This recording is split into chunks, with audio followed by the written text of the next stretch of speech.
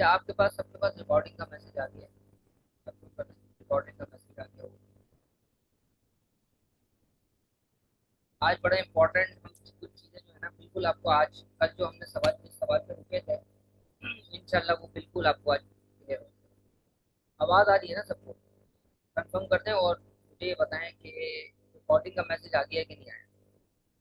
जल्दी से बता दें। आवाज क्लियर नहीं।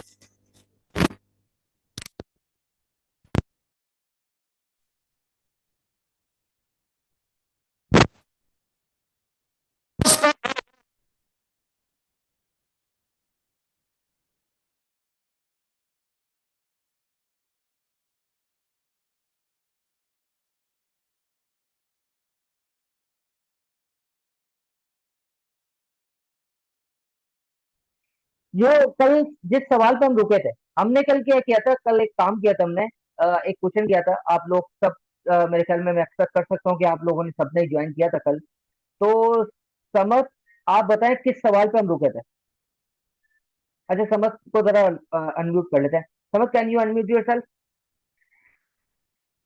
ऐसे मैंने रैंडमली उठाया, तो आप क्या अनम्यूट हो सकते हैं? समझ, या कोई भी अगर अनम्यूट होना चाहे। जी, फहीम, क्या आप अनम्यूट हो सकते हैं? कोई भी अनम्यूट होना चाहे तो जरा जल्दी से आ जाए, तो हम स्टार्ट करते हैं। मुजीब, आप अगर होना चाहें। कोई अनम्यूट होना चाह रहा है? नहीं हो रहा, होना चाह रहा है तो फिर हम आगे बढ़ते हैं।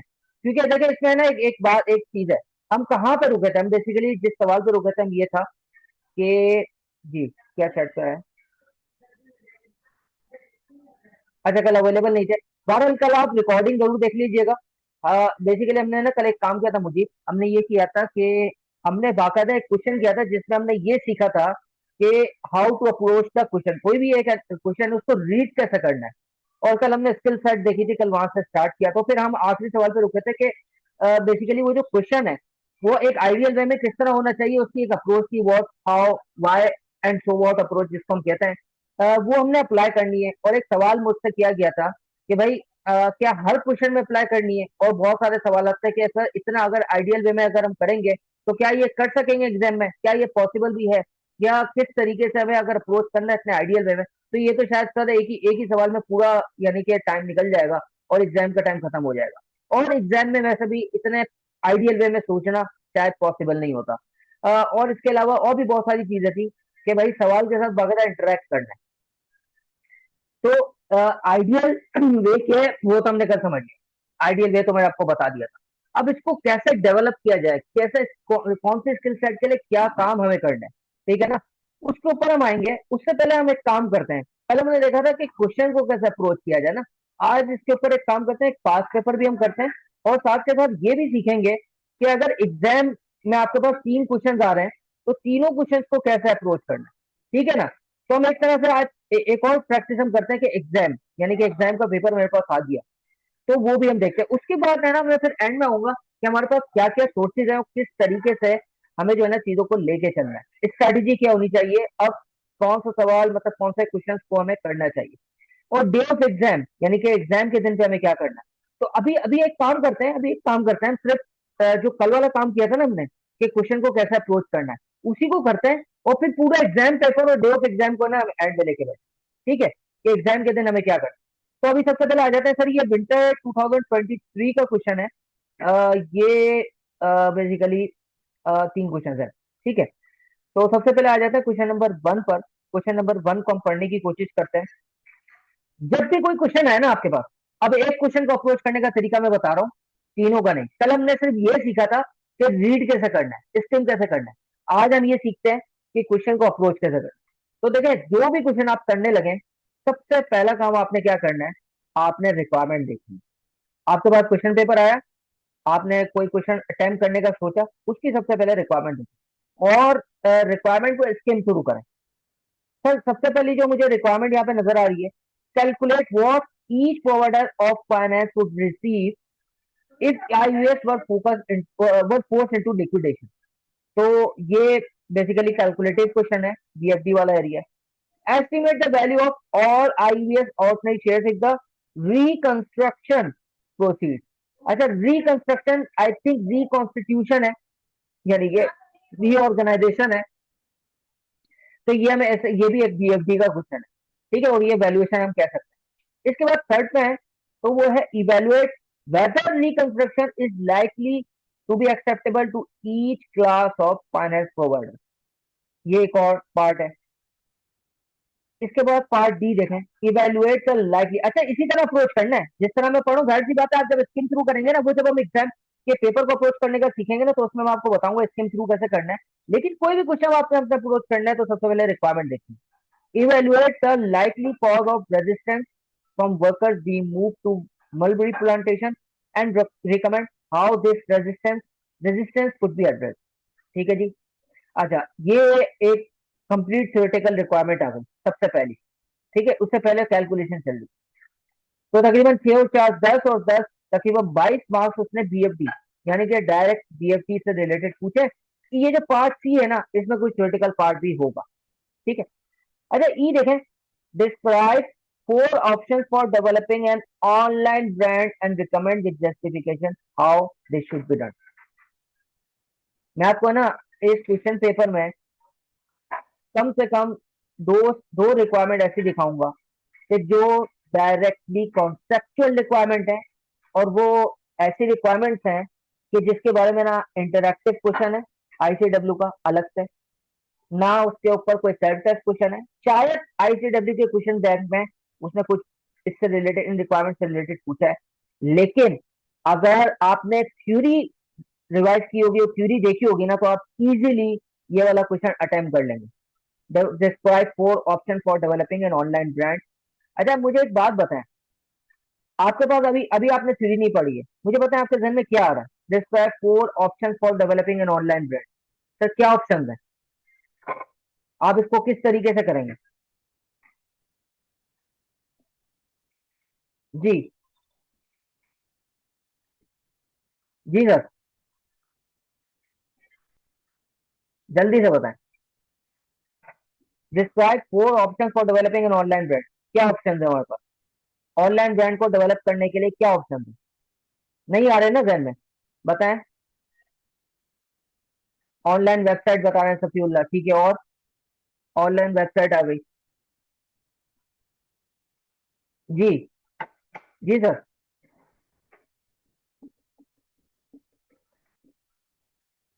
जी। अब मैं आपको एक मजे की चीज दिखाऊंगा, अभी आपके सामने शो हो जाएगी। एक एक पेज आपके सामने शो होगा।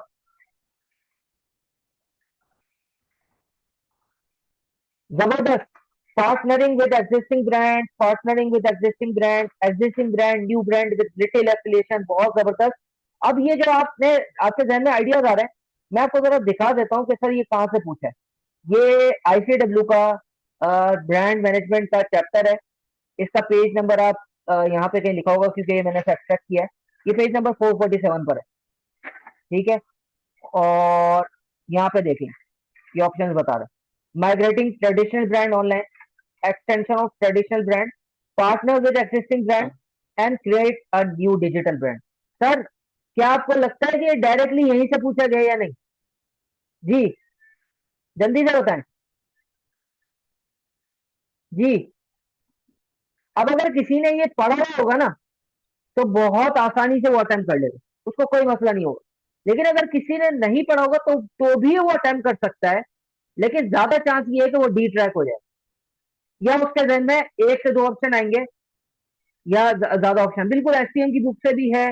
और मैं इसलिए रिकमेंड करता हूँ आईसीडब्ल्यू की बुक के, इसमें क्योंकि आईकैट ने भी इसको रिकमेंड किया है, और प्लस इसमें ये रिस्क नहीं है कि कोई कॉन्सेप्ट रह ना जाए। एसपीएम की बुक में हो सकता है उसको उस तरीके से ना पूछा जाए या उस तरह, तो आपको जब आईसीडब्ल्यू रेफर करना ही है तो भाई थ्योरी भी आप यहीं से करो। अगर अगर आपने फॉर एग्जाम्पल एसपीएम की बुक से रिवाइज भी किया है ना, तो यहाँ भी रिवाइज ही हो जाए। अच्छा, एक और मजे की बात होगी, खैर मैं आपको कुछ टिप्स भी बताऊंगा। मुझे मुझे ये वाला पॉइंट है ना राना, हारिस, आप आपकी जिम्मेदारी है कि आपको याद दिलाना है। एक टिप है कि क्यों मैं कह रहा हूँ कि एसपीएम से भी पढ़ा है तो भी आप आईसीडब्ल्यू से पढ़ो। ये एक बहुत मजे की बात है, वो मुझे जरा याद जरूर दिलाइएगा हारिस, तो मैं जरा बताऊंगा आपको। ठीक है जी, ठीक है, ये जरूर याद दिलाइएगा। अच्छा, जो आते हैं मैं कह रहा था पॉइंट डी। अच्छा, अब अगर पहले पॉइंट डी को देखें, ये जो रिक्वायरमेंट दी है, evaluate the likely cause of resistance from worker being move to mulberry plantation. अच्छा, अब वैसे अगर देखा जाए तो ये स्ट्रैटेजिक इम्प्लीमेंटेशन चैप्टर नंबर 3 से पूछा गया है। वहां पे जो चेंज, ये वो आपको याद है ना, फोर्सेस फोर और फोर्सेस अगेंस्ट द चेंज, वो एक टूल था। सही है। इसी तरीके से वो फोर्स फील्ड एनालिसिस है, वहां पर भी आपको मिल जाएगा ये एक टूल है। मजे की चीज ये है इसमें कि इससे बोला है कि भाई आपको खुद बताना है कि क्या रेजिस्टेंस की कॉज हो सकती है, क्या लाइकली कॉजेज हो सकती है। अब फॉर एग्जांपल आपके जहन में कौन आता है, फियर ऑफ अननोन। तो आपने, एक स्टूडेंट होगा वो लिख देगा फियर ऑफ अननोन क्या होता है और वो किस तरीके से हो सकता है, यहाँ पर अप्लाई हो सकता है। लेकिन एक दूसरा स्टूडेंट होगा, वो बाकायदा जाके देखेगा कि सर सिनारियो में कौन से पेयर्स हैं जिसकी इंडिकेशन हमें मिलती है। हमें वो वाले पेयर्स यहाँ पे बताने, क्योंकि वो क्या लिख रहा है सर, वो क्या लिख रहा है, लाइकली कॉज ऑफ रेजिस्टेंस। अगर आपने सब सारे के सारे यानी कि कॉजेज लिख दिए रेजिस्टेंस के, अब आप अब अपने जहन में नहीं ये बात बिठाइएगा जो मैं बात करने जा रहा हूँ। आपने सारे के सारे कॉजेज लिख दिए रेजिस्टेंस की, जाहिर सी बात है उसमें वो कॉजेज भी होंगे जो रेलेवेंट होंगे और वो वाले कॉजेज भी होंगे जो इरेलेवेंट होंगे। मेरे हिसाब से एग्जामिनर उसमें ही आपके तकरीबन 3-4 मार्क्स काट लेगा। क्यों? क्योंकि वो क्या बोल रहा है सर, लाइकली कॉजेज, यानी कि मुझे वो कॉजेज बताने हैं कि जो यहाँ पे लाइकली है। आप मेरी बात समझ रहे हैं? यानी कि सारे के सारे कॉजेज नहीं बताने। अगर वो ये नहीं भी कहता ना तो भी ये सिनारियो से अगर लिंक नहीं होगा और आपने एडिशनल कॉजेज बता दिए, तो इसका मतलब ये है कि सिर्फ आपने कॉन्सेप्ट बताया, आपने सिनारियो से लिंक नहीं किया। और अगर फॉर एग्जाम्पल अगर आपको कोई ऐसी चीज बतानी भी है ना, तो सर वो आपने लिखना होगा, कोई ना कोई अजम्पशन नहीं होगी कि सर सिनारियो में ये इंडिकेशन है, इसकी वजह से मैं ये समझता हूँ कि ये वाला फेयर है। आ, या ये वाली सॉरी कॉज ऑफ रेजिस्टेंस हो सकती है। आप मेरी बात समझ रहे हैं नहीं समझ रहे? जी समझ में आती है ये बात? तो सर ये है। इसके बाद आगे चलते हैं, point E, describe four option for developing N online brand. ये मैं आपको बता दिया। अच्छा सॉरी, ऊपर वाली रिक्वायरमेंट कंप्लीट नहीं हुई। ये है कॉजेज ऑफ रेजिस्टेंस, इसके बाद बताना recommend how this resistance could be address. दो रिक्वायरमेंट है। पहली कि सबसे पहले कॉजेज बताओ, उसके बाद ये भी बताओ कि सर इनके साथ कैसे मैं एड्रेस कर सकता हूँ, रिकमेंड करो। Describe four option for developing online brand. ठीक है ये, और with justification how this should be done. सिर्फ ये नहीं बताना, कॉन्सेप्ट नहीं बताना सर कि भाई क्या ऑप्शंस है, क्योंकि अगर यहाँ तक देखा जाए तो सिर्फ वो सिर्फ जेनरिक रिक्वायरमेंट होती कि सिर्फ आपको ऑप्शंस बताने। सही है, ऑब्वियसली आप रेफर तो करेंगे सिनेरियो के साथ। खास तौर से यहाँ पे अगली रिक्वायरमेंट क्या है कि आपको ये भी बताना है कि सर होगा कैसे ये काम, ये कैसे होगा। मैंने एक है ना एक बल्कि इससे रिलेटेड मैं आपको बताऊं, एक मैंने स्टोरी शेयर की थी। मैं स्टोरीज का सिलसिला भी हमारा होता है, तो मैं आपको दिखाता हूँ, मैं कुछ स्टोरीज आपके साथ शेयर भी करूंगा। मैं आपको दिखाता हूँ, वहां पे एक इंपॉर्टेंट चीज बेसिकली दिखाना है।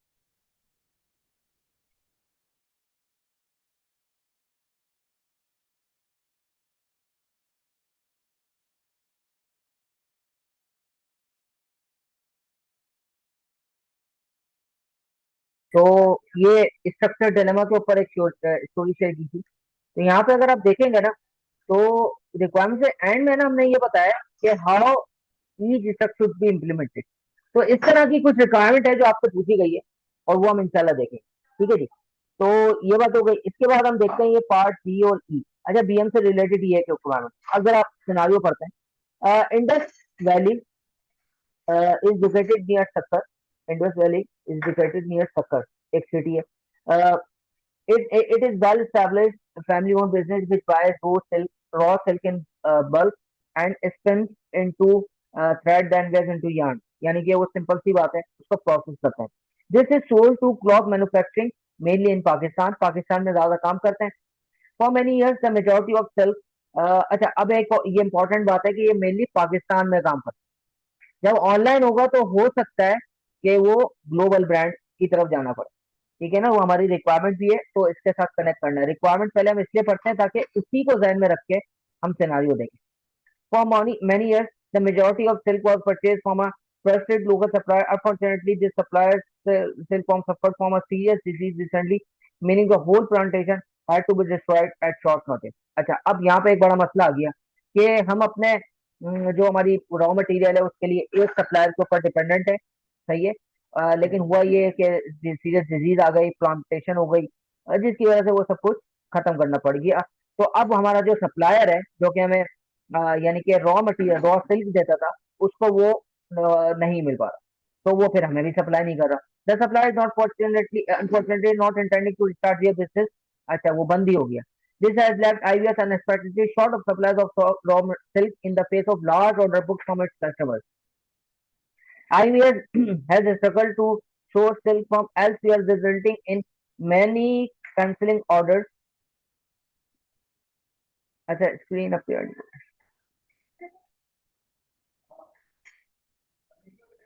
अब हो रही है? अब मेरे पास तो हो रही है स्क्रीन शेयर, मेरे पास तो शेयर हो रही है शायद। ठीक है जी। तो अब ये स्क्रीन ठीक है, ठीक है। तो IVS struggled to source silk from elsewhere, resulting in many customers cancelling their orders at short notice, with some unsuccessfully prosecuting IVS for brand of contract for breach of contract। सही है। अब इसका बहुत बड़ा मसला आ गया। As a consequence, IVS struggling to pay its bill in short term, and for the first time in history, the family is seriously concerned as to whether business will survive। बहुत बड़ा मसला आ गया, सिर्फ और सिर्फ इस वजह से कि एक सप्लायर पर डिपेंडेंट थे। अब वो सप्लायर जब मार्केट से चला गया तो अब बहुत बड़ा इशू आ गया। ऑपरेशन डायरेक्टर पासफ Khanna is determined to turn the business around. अच्छा, ये टर्न अराउंड बिजनेस स्ट्रेटजीज, ये भी आपको चैप्टर नंबर 3 में स्ट्रेटजी इम्प्लीमेंटेशन में मिल जाएगा, लेकिन ये भारत उससे रिलेटेड क्वेश्चन नहीं है। रिक्वायरमेंट हमने देख ली है, कोई ऐसी टर्न अराउंड स्ट्रेटजी की रिक्वायरमेंट नहीं है। ऑब्वियसली इसने कुछ ऑप्शन हमें बताएं। वो ऑनलाइन की तरफ जाना चाह रहे हैं शायद, एक तो ऑप्शन हमें ये नजर आता है। और दूसरा, किसी वजह से ना बहुत बड़ा चेंज आने जा रहा है, जिसकी वजह से होगा ये कि वर्कर रजिस्ट करेंगे।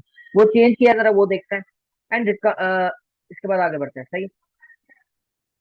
So it is also anticipated that IVS producing more than amount of silk required. अच्छा, अब हो क्या रहा है? Operative final determine and has outlined plan for IVS to invest in new mulberry plantation and produce its own silk, reducing its cost base significantly compared to purchasing the raw silk externally at silk। अच्छा, पापा करना कह रहा है कि भाई हम एक काम करते हैं, ये मसले मसाले हमारे साथ बाद में भी होंगे, हम अपना एक मलबेरी प्लांटेशन कर लेते हैं। उससे होगा ये कि हमारा अपना प्लांट होगा। एक तो ये होगा कि ये जो अनएक्सपेक्टेड डिस्ट्रप्शन आई है बिजनेस में वो नहीं आएगी, हमारा अपना कंट्रोल होगा। प्लस जाहिर सी बात है, एक मार्जिन जो हम रॉ सिल्क खरीदते हैं वो जो मैन्युफैक्चरर है रॉ सिल्क का वो किया करता था जो प्लांटेशन के लिए, अब वो हमें हमारे पास होगा। अच्छा, अब यहाँ पे एक इशू है कि ये काम इन्होंने पहले किया नहीं है। देखिए, जब भी इस तरह का क्वेश्चन आता है ना, जब जब भी हमको ऐसा, चाहे आप एक्विजिशन करने जा रहे हो कंपनी या कोई भी ऐसी चीज, तो वहां पे हम सबसे पहला सवाल हमारे ध्यान में ये आना चाहिए कि क्या इस चीज का एक्सपीरियंस है या नहीं, जो कि नहीं है, अभी तक तो नहीं है। सही है। तो एक ये बहुत बड़ा मसला होगा। जब एक्सपीरियंस नहीं है तो इसका मतलब क्या है? इसका मतलब क्या है कि वर्कर्स, एटलीस्ट फ्यू वर्कर्स या few employees has to learn some new skill. ऐसा है कि नहीं है? भाई ऐसी बात है, मलबेरी प्लांटेशन आएगी तो एक पूरा डिपार्टमेंट बनेगा, वो मैन्युफैक्चरिंग बाहर से भी हायरिंग होगी। और जो एग्जिस्टिंग एम्प्लॉयज हैं, अब फॉर एग्जाम्पल अगर जो फाइनेंस डिपार्टमेंट है वो स्पेशलाइज किस में है, वो क्या काम करता रहा, वो जो भी फाइनेंस देखी है उसने, वो related to operation of further processing of raw silk into yarn. उनको अभी तक कॉस्टिंग नहीं पता या कॉस्टिंग नहीं की है रॉ सिल्क को मैन्युफैक्चर करने के लिए। मैं एक एग्जांपल दे रहा हूँ। तो इसका मतलब ये है कि हर जगह पर देखिए, चाहे एक बात याद रखिएगा, बिल्कुल आपके जहन में सही ख्याल आया कि फिजिबिलिटी रिक्वायर्ड है, लेकिन क्या क्वेश्चन भी हमसे ये रिक्वायर कर रहा है? आप मेरी बात समझ रहे हैं? क्वेश्चन हमसे कोई इस तरह की रिक्वायरमेंट कर रहा है, बिल्कुल आपके जहन में आइडियाज तो फ्लड होना चाहिए, लेकिन फौरन से आपको इसको कैटर भी करना है कि सर ये फिजिबिलिटी वाली चीज अभी नहीं है, हमसे नहीं पूछी गई। क्योंकि मैं इवेलुएशन ऑफ स्ट्रेटेजी नहीं कर रहा, याद रखिएगा शायद, मैं स्ट्रेटेजी को इवेलुएट नहीं कर रहा, मैं जो उसकी वजह से जो वो आगे इम्पैक्ट आ रहे हैं, रेजिस्टेंस फ्रॉम एम्प्लॉइज, वो देखने जा रहा हूँ फॉर एग्जाम्पल। सही है। तो ये हमारे जहन में बिल्कुल आना चाहिए, अच्छी बात है, लेकिन रेलेवेंट नहीं है। और बिल्कुल मैं सजेस्ट करूंगा, अगर आ रहा है तो ये बहुत अच्छा है। अगर आपके जहन में आइडियाज आ रहे हैं तो ये बहुत पॉजिटिव साइन है। ठीक है। तो इसी को मैं कहता हूँ इंटरेक्शन विद क्वेश्चन, और ये कैसे होगा ये मैं आपको बताऊंगा। ठीक है ना? अभी इस पर सवाल पढ़ते हैं। It is also more than amount of required for on purpose the excess can be sold to. अब ये कह रहे हैं कि अच्छा, अब एक चीज है ना, ध्यान में रखिएगा, वो मैं क्यों कह रहा हूँ।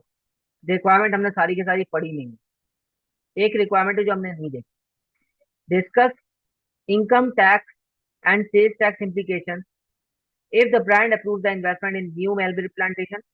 सही है, एक तो income tax sales tax implication बतानी है अगर इन्वेस्टमेंट की जाती है new mulberry plantation। And also discuss the tax implication of the financial restructuring scheme with Sahilbal Bank Limited and Faisalabad Bank if shares were issued to them at rupees 18,000 per share। अच्छा, अब ये बताना है कि अगर investment, एक तो यानी कि दो इम्प्लीकेशन, उसने दो काम किए ना, ऊपर अभी हम दो काम देखते हुए हैं। एक, उसने नई इन्वेस्टमेंट स्टार्ट की मेलबे प्लांटेशन की, उसकी इनकम टैक्स इम्प्लीकेशन उसने पूछी। दूसरा उसने पूछी है जो फाइनेंस रिस्ट्रक्चरिंग हो रही है, फाइनेंशियल रिस्ट्रक्चरिंग हो रही है, इससे रिलेटेड आप टैक्स इम्प्लीकेशन बता दो। तो ये दो काम बेसिकली है जिसकी।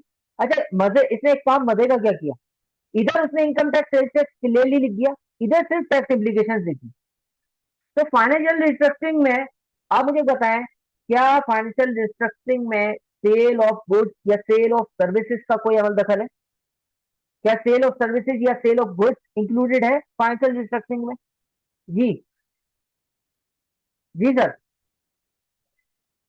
नहीं है। तो इसका मतलब सिर्फ हमें घुमाने के लिए उसने टैक्स इम्प्लीकेशन लिखी है, वरना इनकम टैक्स इम्प्लीकेशन ही देखी। अब बात समझ रहे हैं, क्योंकि सेल्स टैक्स इम्प्लीकेशन एग्जिस्ट ही नहीं करती। हाँ, ऊपर करती है, क्योंकि ऊपर क्या है कि इन्वेस्टमेंट जब की जाएगी न्यू मेलबरी प्लांटेशन में, तो सबसे पहले तो प्लांट आएगा नया। अच्छा, उसने अब मैं क्यों कह रहा था, आपको क्यों रोका था, कि देखें इसने क्या काम स्टार्ट किया। पहले क्या करता था, पहले वो सिर्फ रॉ सिल्क को प्रोसेस करता था और मैन्युफैक्चर करके आगे भेज देता था। अब उसने रॉ सिल्क की मैन्युफैक्चरिंग भी स्टार्ट की है। तो मैन्युफैक्चर ये पहले भी था, अब भी है, यहाँ मसला नहीं है। मसला ये है कि ये जो इसने अगली बात की ना, देखिए छोटी सी बात है, प्रोड्यूसर और अपना सिल्क बनाएगा और वो अपने लिए यूज करेगा। तो जब अपना सिल्क बनाएगा अपने लिए यूज करेगा, तो वो तो उसकी कॉस्ट बन जाएगी, ठीक है ना, कॉस्ट ऑफ गुड सोल्ड हो जाएगी, सिंपल। लेकिन आगे बढ़े, it is also anticipated that if IVS produces more than amount of silk required for one purpose, access can be sold to the manufacturer। तो अब इसके पास एक और सेल आइटम भी आ गया। पहले तो सिर्फ और सिर्फ yarn बना के वो मैन्युफैक्चर करके सेल करता था, अब रॉ सिल्क भी अगर एक्सेस में है वो भी बेचा करेगा। आप बात समझे? तो इनकम टैक्स और इम्प्लीकेशन इससे रिलेटेड भी हैं, खास तौर पे इनकम टैक्स इम्प्लीकेशन। तो देखिए सिंपल होती है, अगर कंपनी है तो उसका कॉर्पोरेट रेट ऑफ टैक्स लगेगा, या जो भी है उसकी, चाहे आप एक गुड्स बेचो, एक तरह की गुड्स सेल करो, या दो एक से ज्यादा तरह की करो, चाहे 10 आइटम बेचो या एक आइटम बेचो, इनकम टैक्स एप्लीकेशन तो नेचर ऑफ कंपनी के बेसिस पर होता है। अगर स्मॉल कंपनी तो स्मॉल कंपनी, अगर क्या कहते हैं नॉर्मल कंपनी तो नॉर्मल, अगर एसएमई है तो एसएमई के रेट्स हैं, उसके ऊपर सुपर टैक्स वगैरह है। सही है, तो नेचर ऑफ कंपनी जब स्टैब्लिश हो गई तो इनकम टैक्स इम्प्लीकेशन स्टैब्लिश हो जाती है। लेकिन सेल्स टैक्स जो है ना, वो डिफरेंट आइटम्स के लिए डिफरेंट इम्प्लीकेशन हो सकती है। लेकिन एक और चीज मैं आपको बताऊंगा, जब ये सवाल, ये पेपर आया था तो बहुत सारे स्टूडेंट ने कहा कि सर ये तो आप है ना इनकम टैक्स से कहीं से भी पूछ लें, हम कैसे कवर करें। देखिए, एक चीज होती है कॉमन सेंस, एक चीज क्या होती है कॉमन सेंस। कॉमन सेंस कब प्रिवेल करती है? जब आपका माइंड ओपन हो। जब आप टेंशन के साथ कोई काम करेंगे तो आपको जो चीज आती होगी वो भी नहीं आएगी। ये सारी बातें है ना डिस्कस की जाएंगी, मैं इस पर ज्यादा टाइम लगाना है बेसिकली। तो अब कॉमन सेंस ये है कि यार पूरी दुनिया, पाकिस्तान में तो हर बंदे को पता है। यहाँ पे बात हो रही है प्लांटेशन की, यहाँ पर बात हो रही है प्लांटेशन की। तो चाहे आपने सेल्स टैक्स पढ़ा हो, चाहे आपने ना पढ़ा हो, चाहे आपने इनकम टैक्स पढ़ा हो ना पढ़ा हो, सर एक चीज तो आपको सबने सुनी है ना, कि एग्रीकल्चर प्रोड्यूस या एग्रीकल्चर इनकम जो है वो एग्जाम्प्ट है इनकम टैक्स में। भाई एग्रीकल्चर इनकम एग्जाम्प्ट है ना, ये तो सबको पता है, नहीं पता? जी, ये बताने की जरूरत है। जी सर, जल्दी से बताएं, या किसी को नहीं भी पता? सबको पता है। तो सर आप मुझे बताएं, टेंशन लेने की बजाय, अगर आप सेक्शन भी आपके जहन में नहीं आ रहा, अगर आप ये बात लिख दें तो आपका कुछ जाएगा नहीं। रादर देन दैट अब आप सोच के बैठे यार पता नहीं क्या क्या इंप्लीकेशन हुई। जैसे फॉर एग्जाम्पल सर, रिस्ट्रक्चरिंग में ना एक काम होगा, रिस्ट्रक्चरिंग में एक काम होगा, शेयर इशू हो रहे हैं। सर ये आपको पता है ना कि शेयर इशू करते वक्त कोई इनकम टैक्स इंप्लीकेशन नहीं होगा। भाई शेयर इशू हो रहे हैं, उसकी उसके ऊपर क्या इनकम टैक्स इम्प्लीकेशन हो? नहीं होगी। Common sense. या इसमें भी कोई मसला है? ये चीज तो सबको पता है, या नहीं पता? कॉमन सेंस है ना कि भाई रिस्ट्रक्चरिंग होगी, उसमें एक काम शेयर इशुएंस होगी। तो share issue, capital gain arise होता है सेल ऑफ शेयर के ऊपर। जब आप इशू करते हो तो कोई इनकम टैक्स इम्प्लीकेशन नहीं है। सही है। अच्छा, अब आपके जहन में, आप लोगों का बहुत सारे लोग ये सवाल करेंगे, सर इशू कॉस्ट का क्या होगा? मुझे एक बात बताएं, इशू कॉस्ट की जब उसने बात ही नहीं करी तो आपको क्या जरूरत पड़ी अब अपने दिमाग में एडिशनल आइडिया लेके आ रहे हो? अच्छा, टैक्स के बारे में मैं आपको बताऊं, देखो, बीएम को करने का तरीका अलग है, टैक्स को करने का अलग है। टैक्स जो है ना, उसमें टेक्निकल क्योंकि है, तो जितना पूछा है ना वही बताना है आपको। कुछ अजम्पशन नहीं लेंगे, क्योंकि देखिए अजम्पशन लेने में फिर रिस्क ये है कि आपको इम्प्लीकेशन आप सही बता सको ना बता सको। तो ये टेक्निकल क्योंकि एरिया, जो पूछा है वो बताओ, जो इसने इन्फॉर्मेशन दी है वो बताओ। तो जब उसने शेयर इशू कॉस्ट की बात नहीं की तो आपको करने की क्या जरूरत है?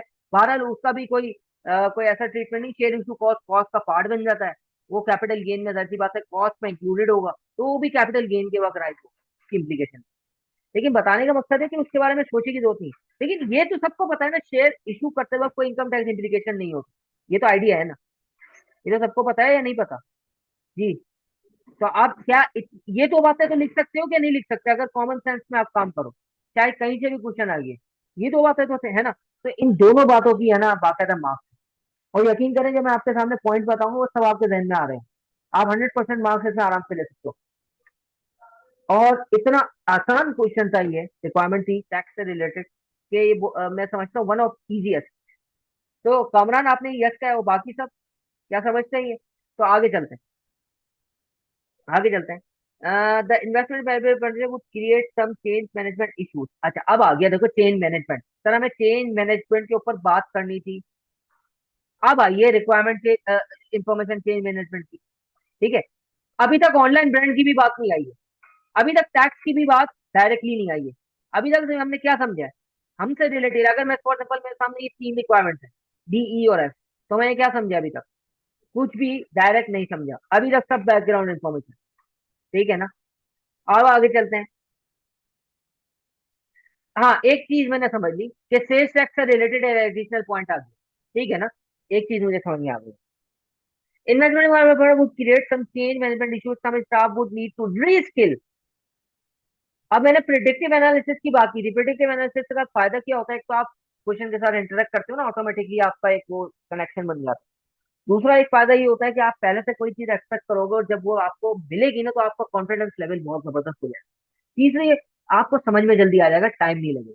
तो पहले से आपने प्रिडिक्ट कर लिया था, हमने प्रिडिक्ट कर चुके थे कि भाई चेंज मैनेजमेंट में सबसे पहले तो इशू ये आने वाला है जब मेलबेरी प्लांटेशन हो। क्या? कि staff would need to reskill to work in mulberry plantation and harvest the raw skill, and some work would be more seasonal than currently। अच्छा, ये एक नई बात है। ये एक और मसला, दो मसले सर। एक तो नई स्किल सीखनी पड़ेंगी, ज्यादातर एम्प्लॉय इसको रेजिस्ट करेंगे, ज्यादातर लोग नहीं सीखना चाहते नई चीजें। सही है, एक अनसर्टेनिटी आएगी। दूसरा, sir some work would be seasonal then currently.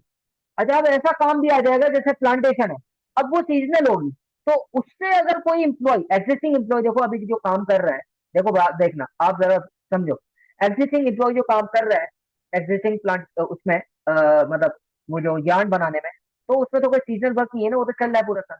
लेकिन उस जो एग्जिस्टिंग एम्प्लॉयज में से कुछ एम्प्लॉयज को अगर डेजिग्नेट कर दिया जाए, वर्कर्स को, इस नए काम में, तो वर्कर के जहन में सवाल ये आएगा कि सर प्लांटेशन होगी तो उस वक्त तक तो मेरे पास काम होगा, जब प्लांटेशन नहीं होगी तो उस वक्त क्या होगा? सर ये एक और मसला आ गया, सीजनल। सही है। दूसरा, हाउर path of field these issues are far more insurmountable। Sir ये कोई इतने बड़े मसले नहीं है। अच्छा, अब ये देखें, इन्हें वर्ड कैसा यूज किया, insurmountable। अब ज्यादातर लोग इसमें उलझ जाएंगे, या बहुत सारे लोग, ये तो पता नहीं क्या है, इग्नोर करें। बस है, एक मसला है, वो बोला कि ये इतनी बड़ी बात नहीं है। समझ में आ रही है ना? बस इतना भी काफी है। The business plan set out by Pathak also includes plans to expand the IVS customer base by actively promoting itself online। अब इसने पाथक ने कहा है कि भाई एक काम और भी हम करते हैं कि हम ऑनलाइन बिजनेस भी अपना स्टार्ट करते हैं। To do this an online brand would need to be develop either alone.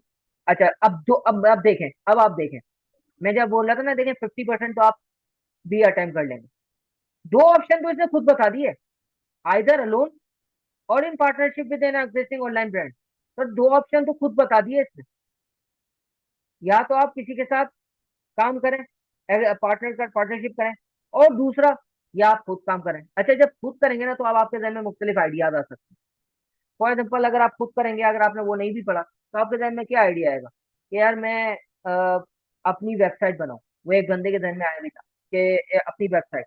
तो अपनी वेबसाइट में अब आपके पास देखें, यहाँ पर मार्क्स का मसला आ जाएगा। अब अपनी वेबसाइट जब बनाएंगे ना, तो वहां पे आपको दो ऑप्शन है टेक्निकली। एक ये कि आप एग्जिस्टिंग जो, देखें, एक ऑफलाइन ब्रांड तो ऑलरेडी चल रहा है, अब उसी ब्रांड को यूज करते हुए आपने वेबसाइट पे का भी वही नाम रखा। एक ऑप्शन ये है। दूसरा ये कि आप वेबसाइट का बिल्कुल, यानी ऑनलाइन ब्रांड बिल्कुल नए नाम से शुरू करें। ये दोनों ऑप्शन है। तीसरा एक बीच का ऑप्शन है कि आप नाम यूज करें वही वाला, यानी कि फॉर एग्जाम्पल आईवीएस है, आईवीएस ही हो, लेकिन उसमें थोड़ा सा आगे एक्सटेंड कर लेना आपको, आईवीएस ऑनलाइन फॉर एग्जाम्पल। तो ये देखें, ये दो तीन ऑप्शन है, लेकिन ये जहन में इनमें से हो सकता है कुछ आ जाए, उसमें से कुछ ना आए, लेकिन अगर आपने पढ़ा हुआ होगा तो सब कुछ जहन में आ जाएगा। लेकिन बहरहाल देखिए, दो ऑप्शन तो मेरे पास है, मैं 50% मार्क्स तो यहीं से ले सकता हूं, अगर मैंने नहीं भी पढ़ा। ठीक है ना, आगे चलते हैं।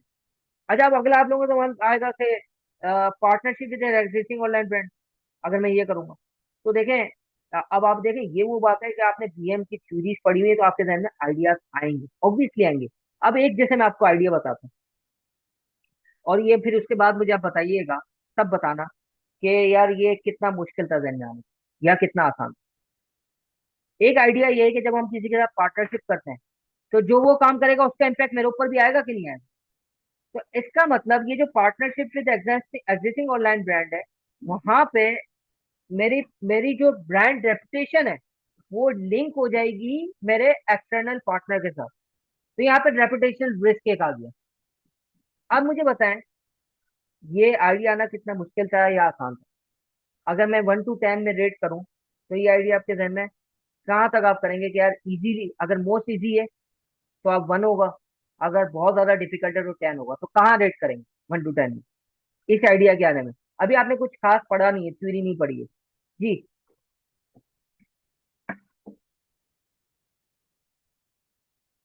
5, 6?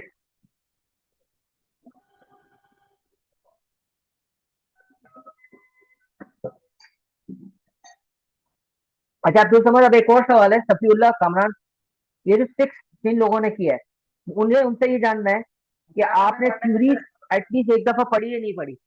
यानी कि आईसीडब्ल्यू के जो चैप्टर मैंने आप लोगों को रिकमेंड किए थे, वो एटलीस्ट एक दफा पढ़े कि नहीं पढ़े,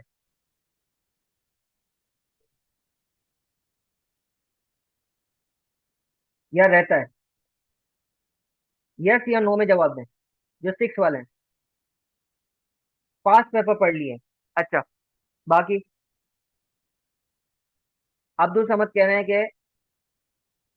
यस।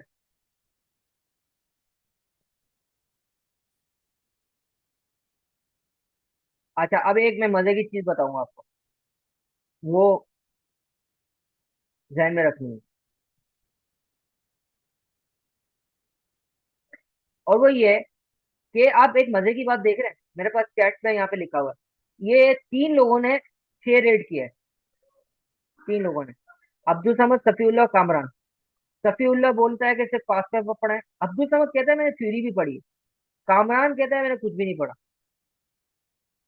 अब एक तो सवाल आएगा जहन में कि सर, जिसने थ्योरी पढ़ी है, जिसने थ्योरी पढ़ी है वो सही है, और जिसने सिर्फ पास पेपर्स पढ़े हैं वो, और कामरान जिसने 3 किस्म के लोग आ गए हमारे पास, जिसने सिर्फ थ्योरी सिरे से पढ़ी ही नहीं, पता नहीं पास पेपर्स देखे इन्होंने कि नहीं।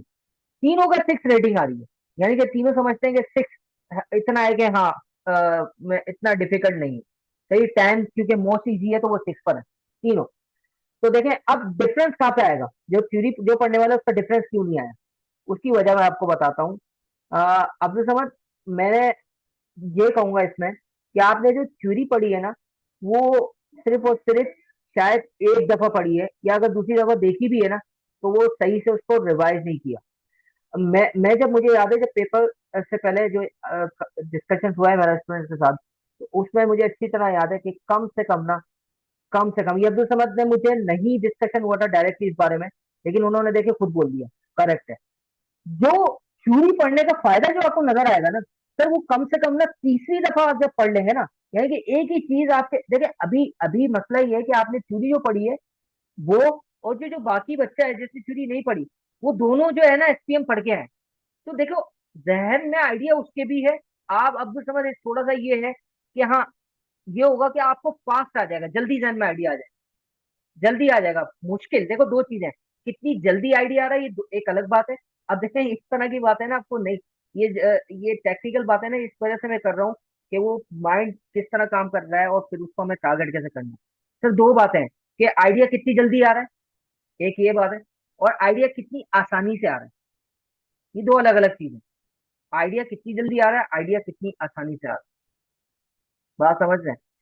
आइडिया कितनी जल्दी आ रहा है ना, वो डिपेंड करता है कि आपने थ्योरीज को कितना कितना ज्यादा रिवाइज किया, और आइडिया कितने आसानी से आ रहा है वो भी डिपेंड करता है आइडिया आपने आपने कितनी दफा रिवाइज किया।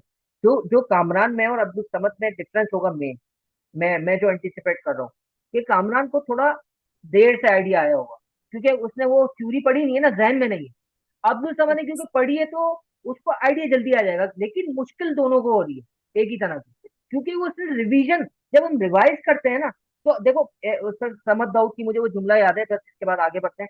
कहते हैं कि जब एग्जाम में हम बैठते हैं, सर समद दाऊद से मैंने पढ़ा है, बहुत माशाल्लाह से जबरदस्त टीचर है, अल्लाह के, क्यूटी उनसे पढ़ा था, क्वांटिटी टेक्निक, पता नहीं अभी होता है कि नहीं होता, वो मॉड्यूल ए में होता है। वो कहते थे कि देखो, एक होती है बिल्कुल कामरान, वो कहते थे कि एक होता है याद होना, एक होता है पता होना। अच्छा कामरान, वो कोई भी है ना, अपनी वॉइस बंद कर, वॉइस आ रही है। एक होता है याद होना, एक होता है पता होना। एग्जाम में बैठने के लिए आपको याद होना चाहिए, सिर्फ पता नहीं होना चाहिए। और याद करने के लिए आपको बार बार रिवाइज करना। और याद होने का मतलब क्या है कि आपके जहन में आइडिया जल्दी आएगा, ज्यादा आसानी से आएगा। और हमारे जो सबकॉन्शियस है, वो काम इस तरह करता है कि एक चीज आपने बार बार की है ना, फिर अच्छा मजे की बात है इसमें, आपको ये करना है। खैर ये लंबा हो रहा है, क्योंकि ये एंड में मुझे वैसे भी बात करनी है यहाँ पर, क्योंकि आ गई थी तो मैंने आपको एक चैनल बता दिया, फिर एंड में भी बात। ठीक है, समझ में आया? बात समझ में आई? जी कामरान, समझ में आई आपकी बात? जी।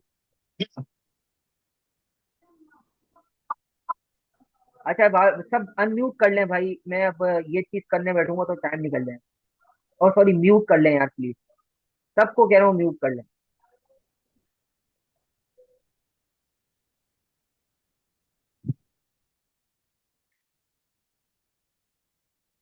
ठीक है जी, तो ये एक मसला है। तो बहरहाल आगे चलते हैं। Pathar shared his forecast should the should Pathar shared his forecast should the plan proceed expected, तो फिर उसने फोरकास्ट बता दिया, वो अपेंडिक्स 1 में बताया। The basic idea of forecast for always see bat vision board meeting, और a major issue was pointed out by Rajab Khanna, that भाई उनके पास बोलते हैं फाइनेंस नहीं है, तो अब कैसे करेंगे। Rathia state that unfortunately the family business does not have sufficient funds वगैरह। After much discussion, it was concluded that a scheme of financial constitution would be required in order to overcome cash flow issues वगैरह वगैरह। तो अब इसके बाद appendix देखते हैं। अच्छा अब है ना, देखें, मैं आपको पढ़ने का तरीका ये बता रहा हूँ कि जो अटेम्प्ट करना है ना, आप उससे रिलेटेड रिक्वायरमेंट देखें। अब देखो, मुझे ये अभी फिलहाल अटेम्प्ट नहीं करना, तो मैं देखता हूँ जाके यार अपेंडिक्स, तो अपेंडिक्स में देखता हूँ, यहाँ पे कोई मुझे खास इन्फॉर्मेशन नहीं मिल रही, क्योंकि फोरकास्ट है। ज्यादा से ज्यादा ये है कि एक बात इंपॉर्टेंट है कि प्लांटेशन स्टार्ट हो जाएगी जनवरी 2023। अब ये ना बड़ी बारीक बात है, ये वाली जो बात है। अच्छा कोई मुझे बता सकता है ये मैंने क्यों इंपॉर्टेंट कहा कि अज्यूमिंग प्लांटेशन खास, तो अच्छा चलो मैं हिंट भी दे देता हूँ। ये जो रिक्वायरमेंट है ना हमारी, रेजिस्टेंस, चेंज रेजिस्टेंस, सही है, इससे रिलेटेड एक बात छुपी हुई है सिर्फ इस वाली लाइन में, कि ये जो है ना जनवरी 2023 में स्टार्ट होगा। एक और हिंट भी दे देता हूँ, जनवरी 2023 है, और इस वक्त क्या चल रहा है, फरवरी 2023, सही है।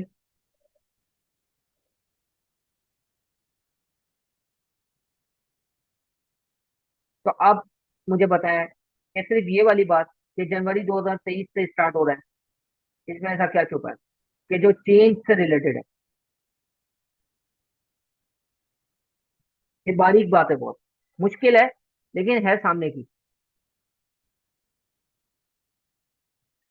आप है ना किसी हद तक पहुंच गए, इतना था चेंज की बिल्कुल जबरदस्त। आपने बोला कुछ जो है ना टाइप्स होती हैं, उसमें ट्रांसफॉर्मेशन चेंज है। किसी को याद है बिग बैंग? चेंज की एक टाइप होती है बिग बैंग।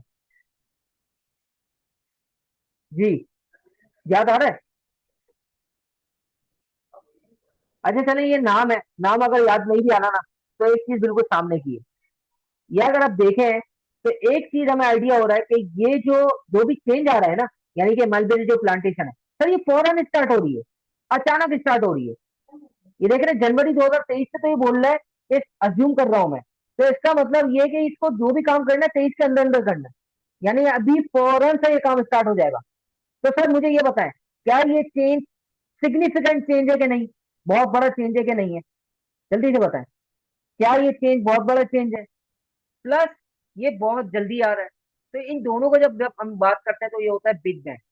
और जब इतनी जल्दी चेंज आ रहा है और इतना बड़ा चेंज आ रहा है, तो सीधी सी बात है रेजिस्टेंस भी ज्यादा आना है। अब आप समझ रहे हैं, जब इतनी जल्दी चेंज आ रहा है, इतना बड़ा चेंज आ रहा है, दोनों को कंबाइन किया हुआ है, प्लस है, तो इसका मतलब रेजिस्टेंस भी ज्यादा आएगा। समझ है मेरी बात? तो ये एक और पॉइंट यहाँ से मिल गया, बारीक बात थी, लेकिन बहरहाल आ सकती थी समझ। ठीक है। अच्छा जी, इसके बाद हम आ जाएं तो सर इधर भी फाइनेंशियल पोजीशन बताई गई है। अच्छा अब इधर है ना, हाँ, फाइनेंशियल अभी तक रिकॉन्स्टिट्यूशन की बात नहीं थी, क्योंकि हमारे जहन में इनकम टैक्स सेल्स टैक्स की है। तो फाइनेंशियल रिकॉन्स्टिट्यूशन में क्या होगा वो जरा देख लेते हैं कि फाइनेंशियल रिकॉन्स्टिट्यूशन में क्या होगा। हाँ, रिकंस्ट्रक्शन स्कीम। तो अच्छा, ये तो खैर इसमें यहाँ पे कोई खास रिक्वायरमेंट नहीं थी, बस ये है हाँ कैलकुलेशन के लिए शायद काम आ जाए। सही है, और बाकी कोई इधर रिक्वायरमेंट नहीं। ठीक है जी, मतलब हमारी रिक्वायरमेंट से रिलेटेड इन्फॉर्मेशन यहाँ पे देखते हैं। Further to recent board meeting, the finance team has drafted a proposed reconstruction for board consideration. No provider finance creditor have been approached yet. As it came voluntary, each class of creditor would need to agree to proposal. The proposed number of reconstruction scheme also as follows. The Khanna family contributes a further rupees 2000 million in return for 1 lakh shares.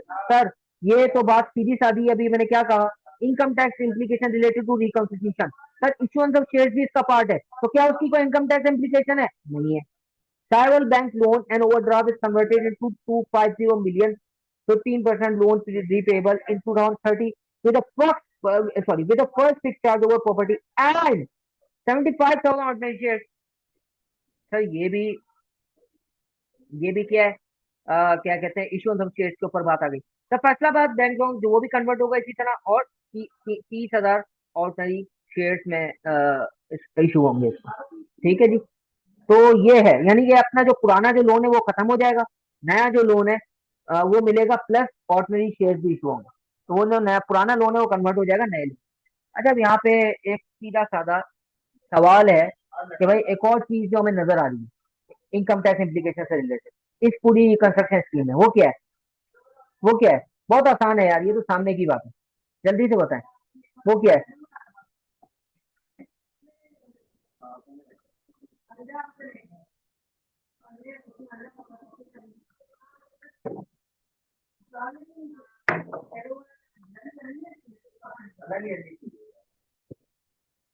जी जी, जल्दी से बताएं। Sir आप सामने की बात है, interest पे करना पड़ेगा ना भाई। इंटरेस्ट है तो बोलेंगे जिस तरह इंटरेस्ट अलाउेबल एक्सपेंस होता था पहले भी, अब भी अलाउेबल होगा। इससे विदहोल्डिंग टैक्स इम्प्लीकेशन जो पहले होती थी वो अब भी होंगी। तो सिर्फ बहुत आसान सी बात थी, इंटरेस्ट के ऊपर बात करनी थी। अच्छा एक और चीज है, वो रिक्वायरमेंट में हम देखते हैं। अगर रिक्वायरमेंट देखें तो यहाँ पे क्या लिखा है, with seven if the share was issued at them at rupees 18,000 पर शेयर। ये जो साइबर बैंक का लोन कन्वर्ट हो रहा है ना, साइबर बैंक का, ये इनको जो शेयर इशू होंगे वो 18,000 पर शेयर वाले, यानी इसका रेट होगा।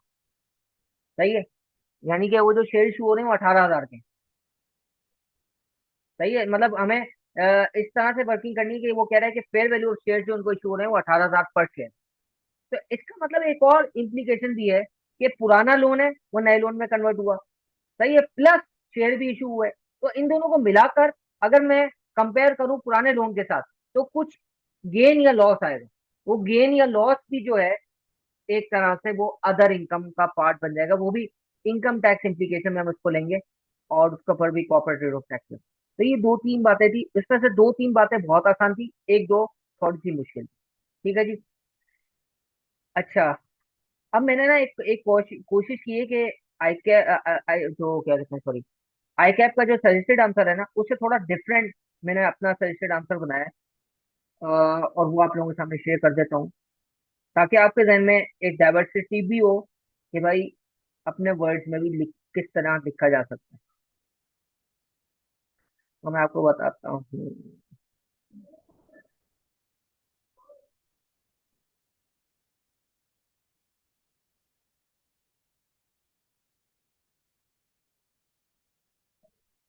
हाँ, वर्ड की फाइल आपके सामने अभी शो होगी।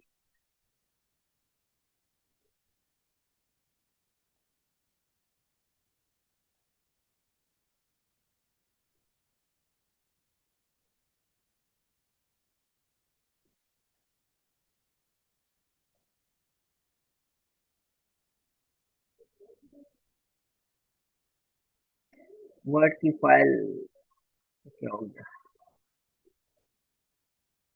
ये शो हो रही है अभी।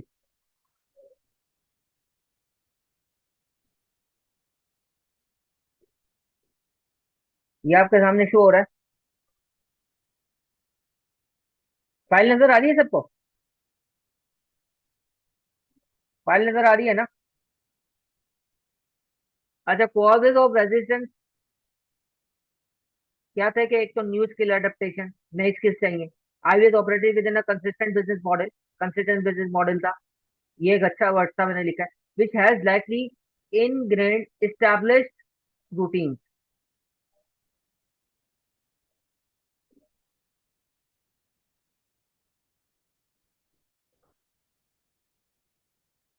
नहीं नहीं, ये आपने कैसी बात कर दी इर्तिजा, ये आपने कैसी बात कर दी, बड़ी अजीब सी बात की है इर्तिजा। ये इतना ज्यादा कंफ्यूजन नहीं होना चाहिए। कॉर्पोरेट लॉ हमारे सिलेबस का पार्ट ही नहीं है भाई, एमएसए टू के।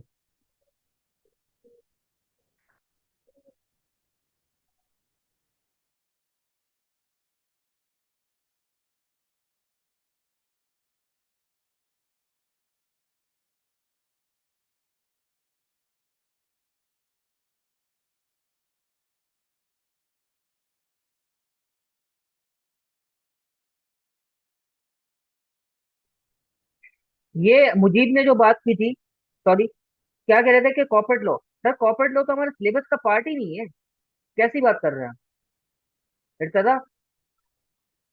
कॉर्पोरेट लॉ सिलेबस का पार्ट नहीं है, क्लियर है ये? जी।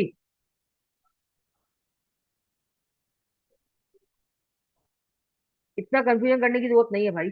अच्छा, established routine among the workforce. The implementation of the Mulberry Plantation introduced a shift requiring new competencies, significant shift requiring new competencies and technical knowledge for at least some employees. This learning curve may prove challenging and slow, with potential resistance from employees accustomed to their current roles.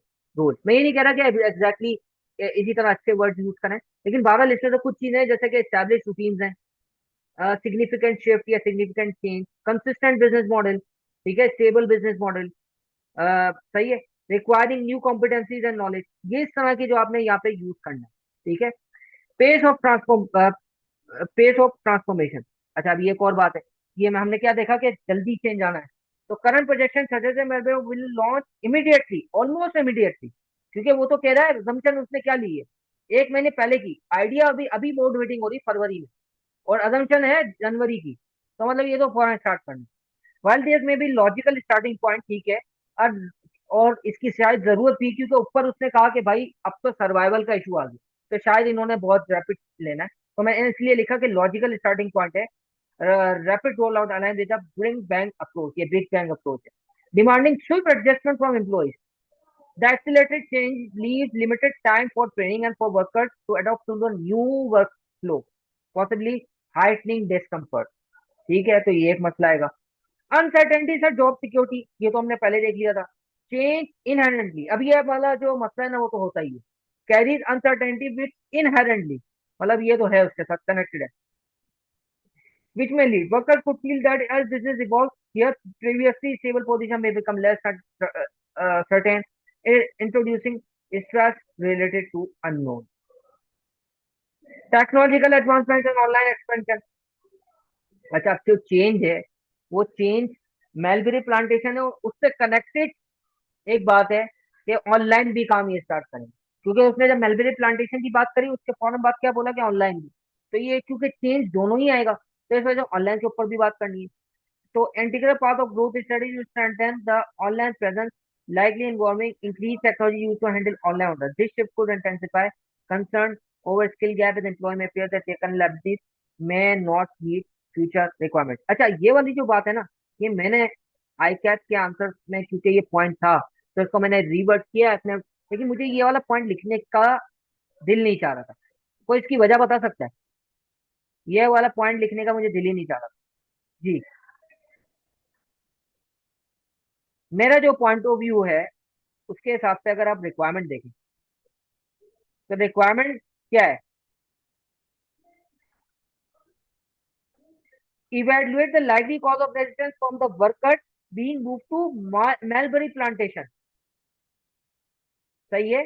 And recommend, और जाहिर सी बात है वो जो resistance किस वजह से आया है, यानी कि वो वाले वर्कर्स जो कि मेलबरी प्लांटेशन की तरफ गए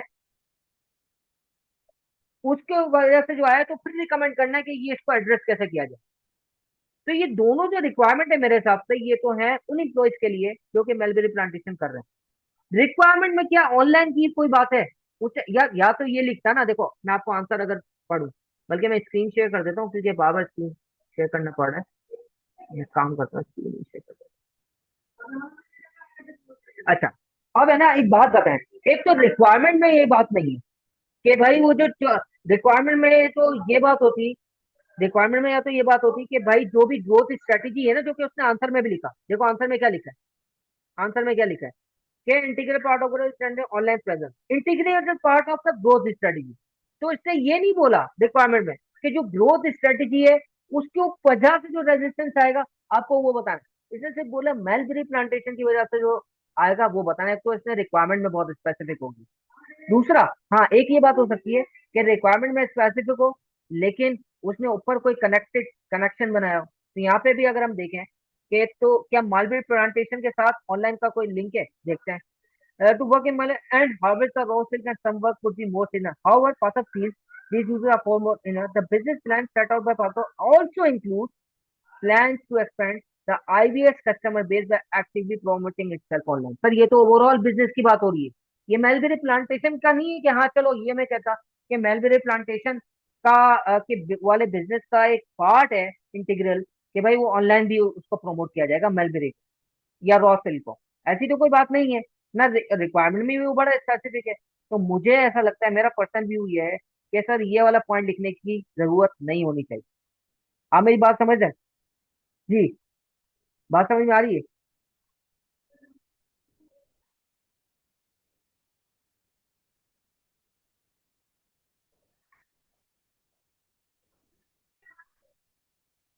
सर मैं एक एक आपके सफीउल्लाह आपका जो सवाल है ना इसका जवाब दूंगा मैं, और बड़ा जबरदस्त जवाब होगा। ये आप ये भी आपने ध्यान में रखना है, मैं कोशिश करूंगा सारे पॉइंट्स ही मैं बताऊं आपको कि सर नए नए जो कॉन्सेप्ट है उसको कैसे कवर करें, मैं उसी पे बात करूंगा। लेकिन बहरहाल वो अभी अभी आप क्वेश्चन पर रहे ना, मैं आऊंगा ना वो सारी चीज आपसे, आपके जो है ना क्वेश्चन अलग से लूंगा, बस ये क्वेश्चन एक ही करेंगे हम, बाकी हम जो है ना सोर्स डिस्कस करेंगे, ठीक है? क्योंकि कल भी एक क्वेश्चन कर लिया, आज भी एक कर लेंगे तो काफी है। मुझे जल्दी से बता दें कि सर क्या आप मेरी बात से जो है ना वो है कनेक्टेड है कि ये वाली अब्दुल समद क्या कहते हो, और मुजीब क्या कहते हो आप, कामरान, कि सर ये वाला पॉइंट नहीं बनता है मेरे हिसाब से, आपको क्या लगता है? तो मुझे ऐसा लगता है अगर आप ये वाला पॉइंट नहीं भी लिखते ना तो शायद मार्क्स नहीं कटने चाहिए। 12, आगे चलते हैं। सीजनल नेचर, हाँ ये डायरेक्टली कनेक्टेड है, ये हमने देखा भी कि भाई सीजनल नेचर है मलबेरी प्लांटेशन की, तो इस वजह से सीजनल अनएम्प्लॉयमेंट होगी, हो सकती है, और इस तरह के इश्यूज आ सकते हैं, तो ये सोर्स ऑफ रेजिस्टेंस होगी। इसके बाद हम अगला पॉइंट देखते हैं। अगला जो उसने सवाल किया था कि भाई इसको कैसे डील किया जाए, तो आपको याद होगा फियर वो जो फोर्स फील्ड एनालिसिस है, फोर्सेस फॉर और अगेंस्ट द चेंज। सर दो तीन फोर्सेस मैं आपको बता देता हूँ कि एक तो सबसे बेस्ट तरीका होता है कोलैबोरेशन एंड कम्युनिकेशन। तो ये पॉइंट तो आपने आराम से ध्यान में रख लेना है। फिर इसके बाद होता है एम्प्लॉयज को ट्रेनिंग करवा दी जाए, उनको अकस्टम किया जाए। आपको याद है फ्रीज, सॉरी अनफ्रीज, इसके बाद होता था रिफ्रीज। तो रिफ्रीज में हम क्या काम करते थे? रिफ्रीज में वही कोलैबोरेशन कम्युनिकेशन, सही है ना?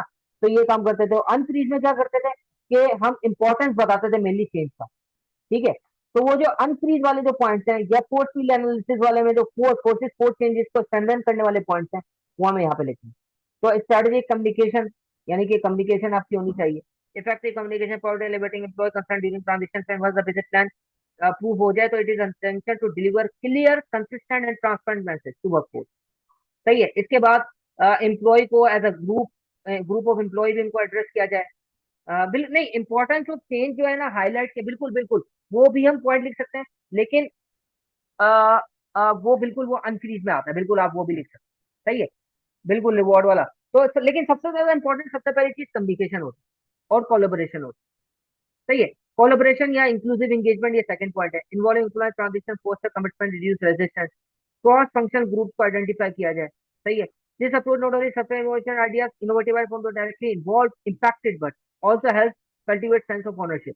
यह ओनरशिप लेके आएगा अगर आप उनके जरिए से काम करवाएंगे। इसके बाद है हमारा चेंज चैंपियन। सर ये भी बहुत इंपॉर्टेंट पॉइंट है। ये दो तीन पॉइंट तो ऐसे हैं जो आप लिख सकते हैं किसी भी किस्म के चेंज। चेंज चैंपियन यानी कि आइडेंटिफाई करना इन्फ्लुएंशियल टीम मेंबर्स को और उनके लिए एक्सेप्टेबल करवाना ताकि वो फिर बाकी लोगों को भी इन्फ्लुएंस करें। सही है।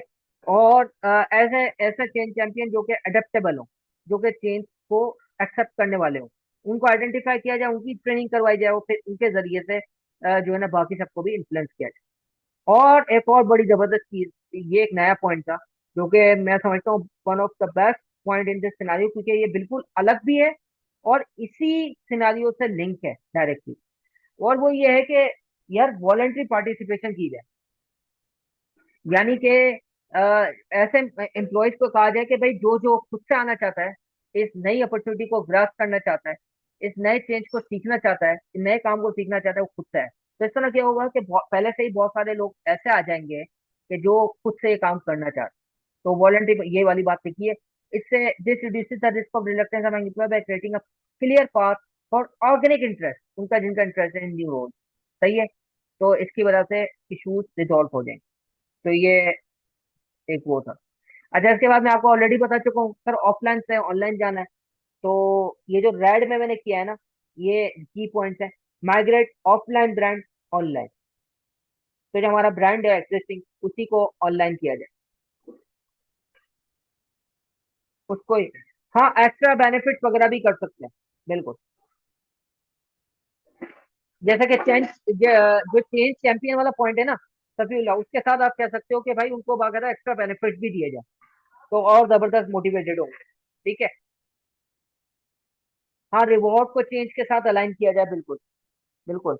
लेकिन उसमें ना एक मसला है, अगर रिवॉर्ड वाले में ना थोड़ा ज्यादा लंबी डिस्कशन है, तो अगर आप ऐसा कोई पॉइंट लिखे भी ना, तो उसको किसी ना किसी इन्हीं पॉइंट्स के साथ लिंक करें, क्योंकि रिवॉर्ड में ना फिर एक मसला ये भी आ सकता है कि आपने कुछ एम्प्लॉयज को रिवॉर्ड देना पड़ेगा जो कि, और फिर तो फिर क्या होगा कि एग्जिस्टिंग एम्प्लॉयज जो कि एग्जिस्टिंग बड़ा बिजनेस है ना, फिर उसके एम्प्लॉय डिमोटिवेट हो जाएंगे। क्या आपने फॉर एग्जाम्पल जो लोग नए बिजनेस में आ रहे हैं उनको रिवॉर्ड दे रहे हैं, जो एग्जिस्टिंग बिजनेस में अच्छा काम कर रहे हैं उनको रिवॉर्ड नहीं दे रहे, तो फिर मसला ये है कि फिर वो डिमोटिवेशन आ जाएगी।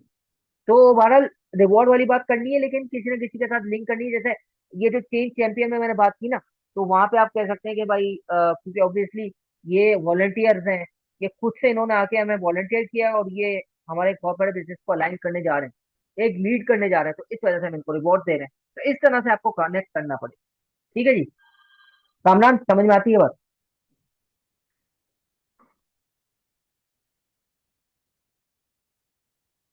अ, मेरे हिसाब से जो है ना, देखें, इसका जवाब बड़ा आसान है। समझने सवाल किया है कि अगर कोई पॉइंट लिंक ना करे तो क्या उसका क्रेडिट नहीं मिलती है, उसके मार्क्स नहीं मिलते? मेरे हिसाब से उसके मार्क्स सिर्फ उसी सूरत में मिलने चाहिए। अब ये बात भी ध्यान में रखना, उसी सूरत में मिलने चाहिए कि जब सिनारियो से आपने सारे पॉइंट्स उठा के लिंक कर दिए। यानी कि वो उस उसके आंसर की क्योंकि लेंथ कम है मार्क्स के हिसाब से, और सिनारियो में ज्यादा इन्फॉर्मेशन नहीं है, तो फिर आप कह सकते हैं फिर उस पर भी लेकिन आपको अजम्पशन बतानी पड़ेगी। वहां पे भी सिनारियो से ये होगा कि भाई इसके बारे में हमें ज्यादा बात नहीं बताई गई, लेकिन अगर ये होगा तो ये होगा। आप समझ रहे हैं मेरी बात? तो वो भी इस तरीके से आपको बताना है। लेकिन क्या ये ज्यादातर क्वेश्चन से होता है? तो इसका जवाब है नहीं। ज्यादातर क्वेश्चन में सिनारियो में इंफॉर्मेशन होती है, उसको अगर आप कैटर करेंगे तो आपका टाइम उसी में चला जाए। तो इसका मतलब ये होगा कि वो जो मैं बात करता हूँ ना, प्रायोरिटाइजिंग द आंसर, इस आंसर का स्ट्रक्चर सही नहीं है। वो स्ट्रक्चर यही होता है कि सबसे ज्यादा इंपॉर्टेंट पॉइंट कौन से हैं, कि जो कि खुद उसे सिनेरियो में बताएं। अगर आप वो छोड़ के वो वाले पॉइंट्स बताएंगे जो कि सिनेरियो से लिंक नहीं है, तो आप खुद बताएं कि मार्क्स मिलना चाहिए या नहीं। जी सर, बस। जी। जी सर। तो ये बात है। अच्छा, आ गए, आगे आते हैं। माइग्रेट द ऑफलाइन ब्रांड और taking a well establish brand offline directly online without alteration to brand. अच्छा, अब ये क्या है, इसमें ये मैं आपको समझा देता हूँ, ये पढ़ लीजिएगा कि वेल एस्टेब्लिश ब्रांड, अगर ये ऑफलाइन ब्रांड ऑनलाइन ब्रांड में जब कन्वर्ट होगा जब मेरा वेल एस्टेब्लिश ब्रांड हो। जैसे मैं इसकी एग्जांपल दूं, गुल अहमद। अब गुल अहमद का ब्रांड है, उसकी वेबसाइट पे भी जाए तो वेबसाइट भी वही है।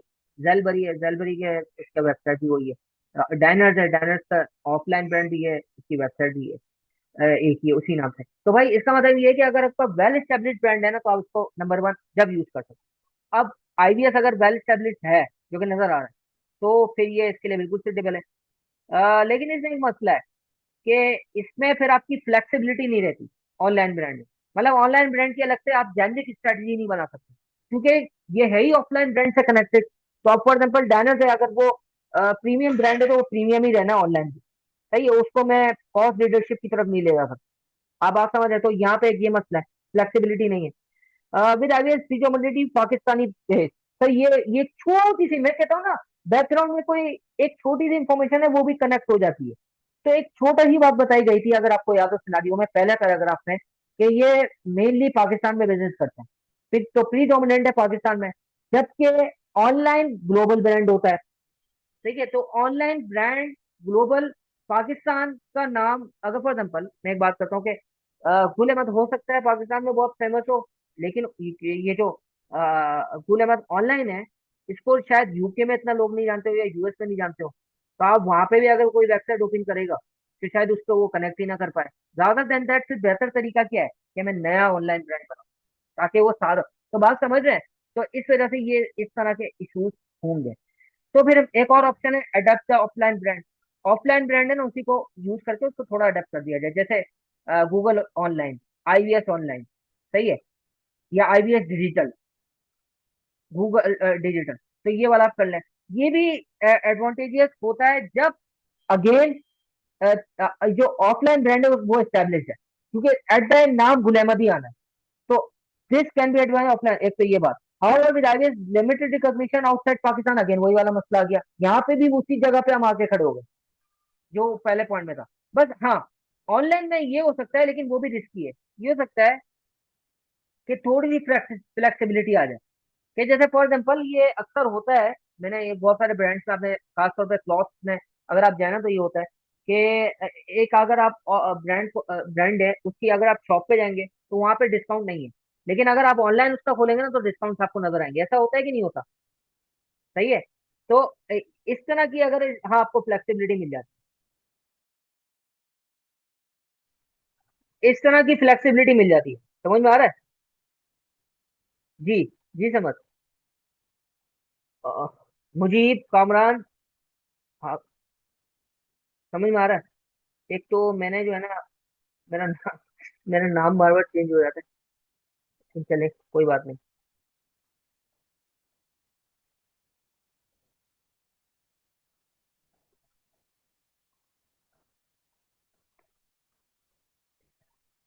अच्छा जी, समझ में आती है बात। अच्छा जी, तो आगे चलते हैं। तो ये एक मसला है इसमें अगेन लिमिटेड रिकॉग्निशन। अब देखें, ये मैं आपको मजे की चीज दिखाता हूँ। अब मैं क्या कहता हूँ कि इसको किस तरह, आप देखें सिनारियो से कैसे कनेक्ट हुआ, ये आपको प्रैक्टिकल बताता हूँ। ये यहाँ पे आपके सामने खुला हुआ है ऑनलाइन ब्रांड। सर ये देखें, यहाँ पर एक तो मैंने नाम चेंज किया है, तो आइडिया आपको जहन में नाम जानबूझ के इसलिए चेंज किया है कि सर जरूरी नहीं है आप वही नाम यूज करें। जैसे यहाँ पे माइग्रेट ट्रेडिशनल ब्रांड ऑनलाइन है, मैंने माइग्रेट का वर्ड यूज किया है। लेकिन ये देखें एक्सटेंड ट्रेडिशनल ब्रांड, यहाँ पे मैंने किया एडेप्ट द ऑफलाइन ब्रांड। तो आप दोनों यूज कर सकते हैं, कोई मसला नहीं है, ठीक है। लेकिन आइडिया वही है जो यहाँ पर है। फॉर एग्जाम्पल यहाँ पे भी वही बातें कर रहा है, लेकिन यहाँ पर ये वाले जो स्पेसिफिक पॉइंट है ये बताए जा रहे हैं, जो सिनारियों को लिंक कर रहे हैं। मैं जेनरिक कोई बात नहीं कर रहा भाई, ये बात है कि लिमिटेड रिकॉग्निशन है क्योंकि वो पाकिस्तान में ही काम करता है। तो यही बात मैंने लिखी है यहाँ पर कि भाई ये इस वजह से शायद इसके लिए सुटेबल नहीं है। अब बात समझ रहे हैं कि सिनारियो से लिंक करना क्या होता है। जी। जी। जी सर। आगे चलते हैं, partner with existing digital brand. अब अगेन ये भी एक अच्छा ऑप्शन है। और इसमें ये होगा कि जो आपका इससे आपके दोनों मसले हल हो जाएंगे, पहले और दूसरा। क्या आपकी ना ऑनलाइन प्रेजेंस इतनी ज्यादा नहीं है, ग्लोबल के इश्यूज आ रहे हैं, तो भाई आप किसी ऐसी ऑनलाइन ब्रांड के साथ काम कर लो जो अपनी प्रोडक्ट सेल करता हो उसके साथ आपकी भी करे। तो जैसे फॉर एग्जाम्पल इसकी मैं बात कर सकता हूँ, जैसे दराज है। अच्छा दराज लेकिन एग्रीगेटर है। इस तरह ये ज्यादा बेहतर, इसकी एग्जांपल मेरे ध्यान में नहीं आ रही, कोई ऐसा ब्रांड हो जो अपनी प्रोडक्ट को सेल करता हो उसके साथ आपकी भी प्रोडक्ट को सेल कर दे। ऐसा होता है ना कि बहुत सारे ब्रांड में आपने देखा होगा कि उनके एक तो अपने प्रोडक्ट्स होते हैं अपने ब्रांडेड, और फिर किसी और ब्रांड के भी प्रोडक्ट वहां पे मिल रहे हो, ठीक है ना। ये आपको मिलेगा अक्सर जगहों पे। तो that is actually partnering with existing digital brand that has recognition. तो वो एक बहुत बड़ा फायदा हो जाएगा कि जो पहला और दूसरा वाला मसला है ना, दो तीन मसले आपके हल हो जाएंगे। एक तो आपकी फ्लेक्सिबिलिटी आ जाएगी, यानी कि आपकी फॉर एग्जाम्पल आप ऑनलाइन में प्रीमियम प्राइसिंग करना चाहते हैं आप कर सकते हैं, चाहे आपका ऑफलाइन ब्रांड कुछ भी है, क्योंकि आप उसके साथ मिलाकर एक ऐसे डिजिटल पार्टनर के साथ सेल करना है जो कि प्रीमियम ब्रांड है, ठीक है ना। तो आप कर सकते हैं, इतना फ्लेक्सिबिलिटी भी आ जाएगी। दूसरा ये भी आ जाएगा कि अगर ग्लोबल के इश्यूज है तो आप किसी ग्लोबल ब्रांड के साथ डिजिटल ब्रांडिंग कर लें, ठीक है ना। तो वो वाले सारे मसले मसाइल हल हो जाएंगे। लेकिन एक मसला आ जाएगा यहाँ पर फिर, रेपुटेशनल रिस्क, कि अगर कोई गलत काम उसने किया तो आपके ब्रांड के ऊपर भी इम्पैक्ट आएगा। फॉर एग्जाम्पल अगर वो ब्रांड कल को जो है ना अनइथिकल किसी उसमें है, या फॉर एग्जाम्पल वो ब्रांड बंद हो जाता है, तो सारा इम्पैक्ट जो है ना आपके पास आएगा। तो एक रेपुटेशन रिस्क रहेगा। एक आखिरी ऑप्शन है, ऑनलाइन ब्रांड नए सिरे से बनाया जाए अपना। सही है, एक नया ब्रांड बनाया जाए, बिल्कुल इम्तियाज है अमेजोन एंड अलीबाबा। अच्छा ये भी अच्छे यानी कि एग्जांपल्स है, मेरे जहन में कुछ इस तरह के आ रहे थे। फॉर एग्जाम्पल डायनर्स है। अब डायनर्स ना अपने शॉप पर फॉर एग्जाम्पल शूज रखना शुरू कर दे, फ्रेंच एम्पोरियम के आपने देखो वहाँ पे शूज है, सही है। तो वैसे तो फ्रेंच एम्पोरियम डायनर्स का ही है, लेकिन फॉर एग्जाम्पल लेट से वो फ्रेंच एम्पोरियम कोई और ब्रांड है, किसी और का है। तो अब डायनर्स अपनी चीजें भी बेच रहा है और शूज भी किसी और से सेल कर रहा है, तो ये ज्यादा बेहतर ऑप्शन है। ये जो आप बता रहे हो ना दराज वगैरह, ये इम्तियाज, ये एग्रीगेटर्स हैं। मतलब ये खुद कोई ब्रांड नहीं है, खुद की कोई चीज नहीं बेच रहे। हाँ ये एक अलग बात है, अब तो उन्होंने खुद का यानी कि वो फॉर एग्जाम्पल राइस अपनी पैकेजिंग में बेचना शुरू कर दिया इम्तियाज ने, तो वो भी क्या करता है, वो किसी से लेता है और अपना वो लोगो उधर लगा देता है, लेकिन खुद की बादल कोई चीज प्रोड्यूस नहीं कर रहे। आप मेरी बात समझ रहे हैं, खुद का कोई अपना वो नहीं है, ये एग्रीगेटर है। जो जेड जेड और एक गुड गुड एग्जाम्पल है। बिल्कुल बिल्कुल। अब हाँ जैसे केएफसी है, हाँ अब केएफसी एक अच्छी है कि आपने देखा हो केएफसी और मैकडोनल्ड में कोक कोक मिलती है, मैकडोनल्ड में शायद पेप्सी मिलती है, और केएफसी में शायद कोक मिलती है, इस तरह का कोई चक्कर है। तो अब ये केएफसी कोक को सेल कर रहा है, तो ये एस्टेब्लिश ब्रांड है। फॉर एग्जाम्पल कोक एस्टेब्लिश नहीं होता तो वो उसके साथ उसने मिलकर सेल कर दिया। तो इस तरह मैं दोबारा एक एग्जाम्पल है, ऑनलाइन भी अभी आप ये काम कर सकते हो। तो ये एक बहुत बेहतर ऑप्शन है। इसमें ये कि although this option resource initiative, बहुत ज्यादा इनिशिएटिव चाहिए, रिसोर्स भी बहुत सारे चाहिए, लेकिन ये इसका जबरदस्त इम्पैक्ट आएगा अगर ये सक्सेसफुल हो गया। आपको ऑनलाइन आइडेंटिटी मिल जाएगी। तो हमने यहाँ पे ये सजेस्ट किया है कि भाई आप ये काम करो ना, इसमें रेपुटेशन रिस्क के आपके वो वाले सारे मसले भी हल हो जाएंगे जो पहले दूसरे पॉइंट में नजर आ रहे हैं। ऑल्दो हाँ ये बता दिया इसका एक नेगेटिव साइड किया है कि ये इसमें रिसोर्सेज बहुत है, ठीक है जी। अच्छा इनकम टैक्स पर्सपेक्टिव जल्दी से आपको कुछ बता ही दिया था मैंने, तो बता देता हूँ फिर भी। आ, ये मेलबरी प्लांटेशन अगर हम जाते हैं उसकी तरफ, तो उसकी क्या टैक्सेशन होगी। अगर वो डिसाइड करते हैं कि अपना silk caught instead of buying new silk, तो फिर इनकम टैक्स और सेस इम्प्लीकेशन दोनों हो सकती है। सबसे पहली बात कि वो जो सिल्क सेल नहीं कर रहे थे, यानी कि उन्होंने कहा था ना कि, अच्छा एक एक मजे की बात बताऊंगा जो आई कैप के आंसर में मिस है। भारत, पहले देखें कि agriculture income drive from land situated in Pakistan exam from tax under section 41। Therefore the income generated from silk crop would be exam from income tax. Silk crop की जो इनकम होगी ना, सिल्क क्रॉप, क्योंकि वो है हार्वेस्ट इनकम, वो है for agricultural income, तो वो एग्जाम्प्ट होगी। हाउएवर आईवीएस जो इससे, यानी कि अदर इनकम स्ट्रीम्स होंगी जो such as income from sale of silk cocoon और income from sale of any other by product. ये एक भारत एक और कॉन्सेप्ट है कि जो बाय प्रोडक्ट होते हैं ना हार्वेस्ट के, वो एग्जाम नहीं होते। सिर्फ जो डायरेक्ट प्रोड्यूस होती है जैसे सिल्क है, तो सिल्क ही अगर आप सेल कर दें without any process, raw material कर दें, तो वो एग्जाम है। लेकिन अगर कोई बाय प्रोडक्ट है वो एग्जाम नहीं है। ठीक है, तो ये एक बात है। More the cost of producing, तो ये तो बहुत आसान है सर, आप कॉस्ट करेंगे तो वो आपकी कॉस्ट ऑफ गुड्स सोल्ड बन जाएगी। ठीक है ना, तो बस ये बात उसने कही है। सही है। और these cost would be deductible है बिजनेस एक्सपेंस। सही है, बिल्कुल कोई आसान बात नहीं है, डिडक्टेबल है। तो ये कोई इतना बड़ा मसला नहीं। तो इसमें मेन बात बस ये थी कि एग्रीकल्चर इनकम एग्जाम्प्ट है, और दूसरी मेन बात ये वाली थी। लेकिन अगर आपको जहन में नहीं आती तो कोई मसला नहीं है, अगर ये भी आ जाती है तो अच्छे खासे आप मार्क्स मिल जाए। ये और फिर आपने जनरल जनरल बातें अगर लिखी जैसे ये। ठीक है, आगे चलते हैं। अच्छा, सेल्स टैक्स पर्सपेक्टिव से अगर देखें तो ये अगेन सिक्स स्केड्यूल में। सेल्स टैक्स में ना एक बात याद रखना है कि सेल्स टैक्स की तारीख वो मैं आपको करते वक्त ना, सेल्स टैक्स में एटलीस्ट आपको जहन में ना स्केड्यूल्स होने चाहिए। ज्यादा कुछ आपको सेल्स टैक्स नहीं पढ़ना, मैंने सिलेबस में जो बताया है आपको वही पढ़ना है, सिलेबस भी शेयर कर दूंगा। लेकिन एटलीस्ट स्केड्यूल्स पता हो। तो 80 स्केड्यूल में एग्जामिशन है, वहां पे अगर आप देखेंगे तो अगेन एग्रीकल्चरल इनकम जो प्रोड्यूस है वो एग्जाम फ्रॉम सेल्स टैक्स है। लेकिन IVS since fossil still for further harvesting spinning into sand, the stage of this product would not be eligible for sales tax exemption. क्यों? क्योंकि sales tax exemption is available only on the agriculture produce, not subject to any further process. अगर further process करके आप कोई चीज cell कर रहे हैं तो वो नहीं। अच्छा, अब इसमें ना मेरे ख्याल में ये एक चीज इसने मिस कर दी कि देखो, एक काम तो ये क्या कर रहा है कि सिल्क से वो यार्न बना रहा है, तो वो जो यार्न सेल करेगा ना वो एग्जाम नहीं है। सही है ना, वो एग्जाम नहीं है। इसी तरह इनकम टैक्स में भी ऊपर ये चीज इसने मिस की है कि इसको दो हिस्सों में बताना था। इनकम टैक्स में इसको ये बताना था कि भाई एग्रीकल्चर प्रोड्यूस यानी कि जो सिल्क सेल कर रहा है ना वो तो एग्जाम है, लेकिन जो यार्न है वो continue to be taxable as as before, वो वैसे ही टैक्सेबल होगी। दो दो काम इसके स्टार्ट हो गए थे, आपको याद है या?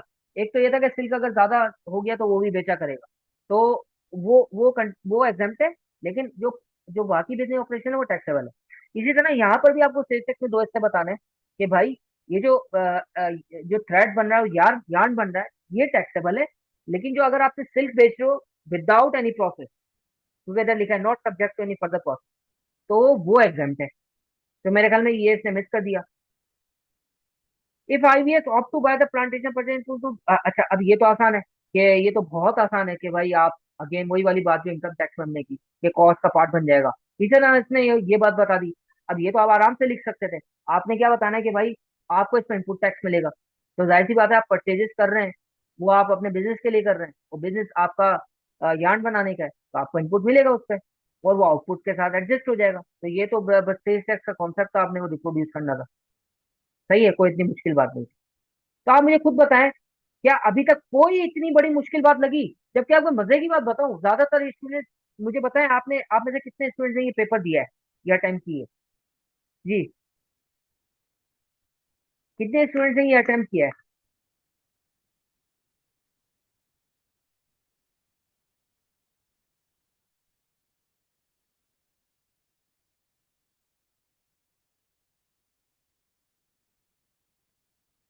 अच्छा, ये आपने कहाँ से निकाला सफीउल्लाह के ये स्टेट टैक्स में अनरजिस्टर्ड है?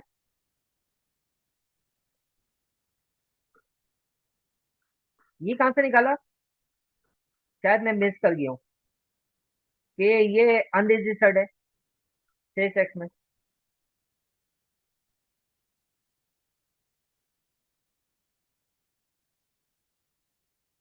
तो फिर आपने क्यों अज्यूम किया? हाँ, अगर आपने अज्यूम किया तो फिर बताओ ये अजम्पशन, वरना आप ये बताओ कि भाई ये इसको इनपुट मिलेगा। फिर आपने अज्यूम क्यों किया? हाँ, अज्यूम करना है तो अपने आंसर की लेंथ बढ़ाने वाली बात है। हाँ, ये एक अच्छा आइडिया है सफीउल्लाह, बहुत अच्छा आइडिया है कि आप अगर फॉर एग्जाम्पल मैं ये भी लिख रहा हूँ ना कि इनपुट टैक्स है मिलेगा, तो आप ये कहें कि वी आर अज्यूमिंग कि भाई ये सेल्स टैक्स में रजिस्टर्ड है, ऑलरेडी रजिस्टर्ड है। ठीक है जी। अच्छा, इसका ज्यादा यानी कि वो भी है, इसकी तरफ यानी कि आंसर को इसी तरफ जाना चाहिए कि इनपुट टैक्स इसको मिलेगा और ये रजिस्टर्ड है, क्योंकि देखो ये पहले से बिजनेस कर रहा है, कोई सी इंडिकेशन नहीं है कि सेल्स टैक्स में रजिस्टर्ड ये नहीं है, क्योंकि पहले भी तो ये सेल करता आ रहा है ना। तो ये ज्यादा असम्पशन बेहतर है कि रजिस्टर्ड है, रादर देन दैट कि आप ये अज्यूम करें कि नहीं मिलेगा, तो फिर तो उसको पहले भी नहीं मिलता होगा जो ये पहले काम कर रहा है। समझ रहे हैं सफीर, क्योंकि ये मैन्युफैक्चरर पहली दफा नहीं बना है, पहले भी था। अच्छा, आप कह रहे हो तथा but sir income tax credit on investment वाले सेक्शन भी लिख सकते हैं क्या, बिकॉज हाँ बिल्कुल लिख सकते हैं और लिखने चाहिए। लेकिन हाँ, उसमें एक है ना, क्रेडिट एक है, बिल्कुल अवेलेबल है, बिल्कुल आप सही कह रहे हैं। उसमें कि आप अगर फर्स्ट टाइम कोई प्लांट है यूज हो रहा है पाकिस्तान में, तो आई थिंक ग्रीन प्लांटेशन है, ग्रीन उसके नाम से है। लेकिन ये 10 मार्क्स का क्वेश्चन है, और 5-5 मार्क्स है, तो अगर आपने ये बात लिखनी भी है था तो जनरली 2-3 सेंटेंस में लिख के आगे बढ़ सकते हैं, लेकिन बहुत अच्छा पॉइंट है ये पॉइंट अच्छा है। नहीं, लेकिन मेरा सवाल देखें फिर वो हम गुम हो गए। मेरा सवाल ये था कि कितने लोगों ने ये अटेम्प्ट किया। जी, ये पेपर अटेम्प्ट किया।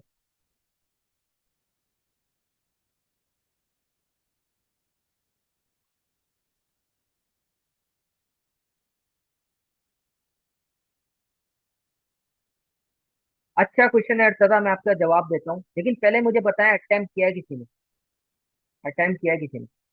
राना हारिस, कैसा अटेम्प्ट किया था आपने, मतलब कैसा, आपको याद आ गई थी चीजें, आपने लिख ली थी या नहीं लिखी थी?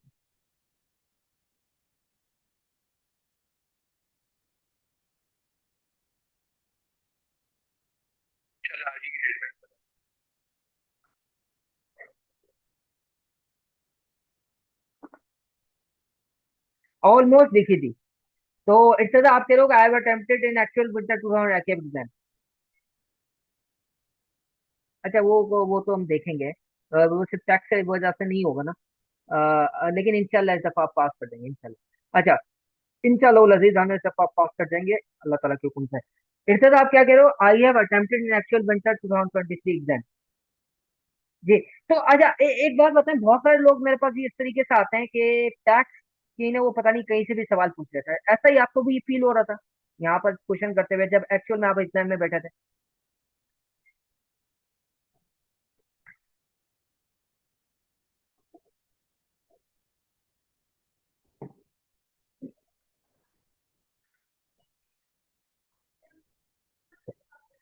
अच्छा, मैं आपको एक बात बताऊं, वैसे मैंने इनकम टैक्स की इंटरप्रिटेशन की हुई है सिलेबस में, कुछ अपडेट्स मेरे को लगता है मैं करके आपको भेज दूंगा, और वैसे भी अभी जो की हुई है। लेकिन एक चीज है ना, मुझे लगता है देखें, ये सवाल, ये जो बिजनेस, ये जो MSA 2 का पेपर है ऑब्वियसली बिजनेस का पेपर है ना, तो इसमें देखें ये तो आप एक्सपेक्ट करें कि एटलीस्ट यार, जितनी तरह की इनकम स्ट्रीम्स है ना उसके ऊपर क्वेश्चंस तो आने हैं, आ सकते हैं मतलब। तो अब ये एग्रीकल्चर भी एक फॉर्म ऑफ इनकम है, इसी तरह की किसी और अगर स्पेसिफिक टैक्स रिलेटेड इम्प्लीकेशन है ना, किसी स्पेसिफिक नेचर ऑफ इनकम से रिलेटेड, तो वो आपको पता होनी चाहिए। ठीक है ना। तो बहरहाल ये एक मैं आपको आइडिया दे दिया है। लेकिन इसके बावजूद एक बात है कि यार अगर आपको 100% रिक्वायरमेंट नहीं भी पता ना, तो मैं कहता हूँ 50% सिर्फ और सिर्फ कॉमन सेंस से आप ये सवाल अटेम्प्ट कर सकते हैं। ठीक है जी। अच्छा, अभी हम नमाज का ब्रेक लेते हैं, इसी तरह ये आगे उससे रिलेटेड है, फाइनेंस से रिलेटेड, जो फाइनेंशियल रिस्ट्रक्चरिंग हो रही है, तो उसमें इशुएंस ऑफ न्यू शेयर्स है, और इससे रिलेटेड जो है ना रिक्वायरमेंट्स हैं।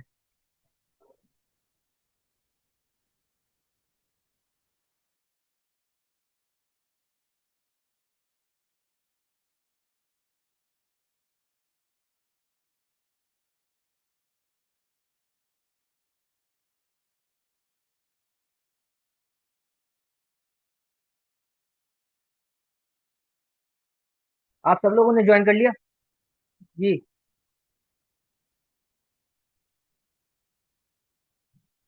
जी आवाज आ रही है आप लोगों को?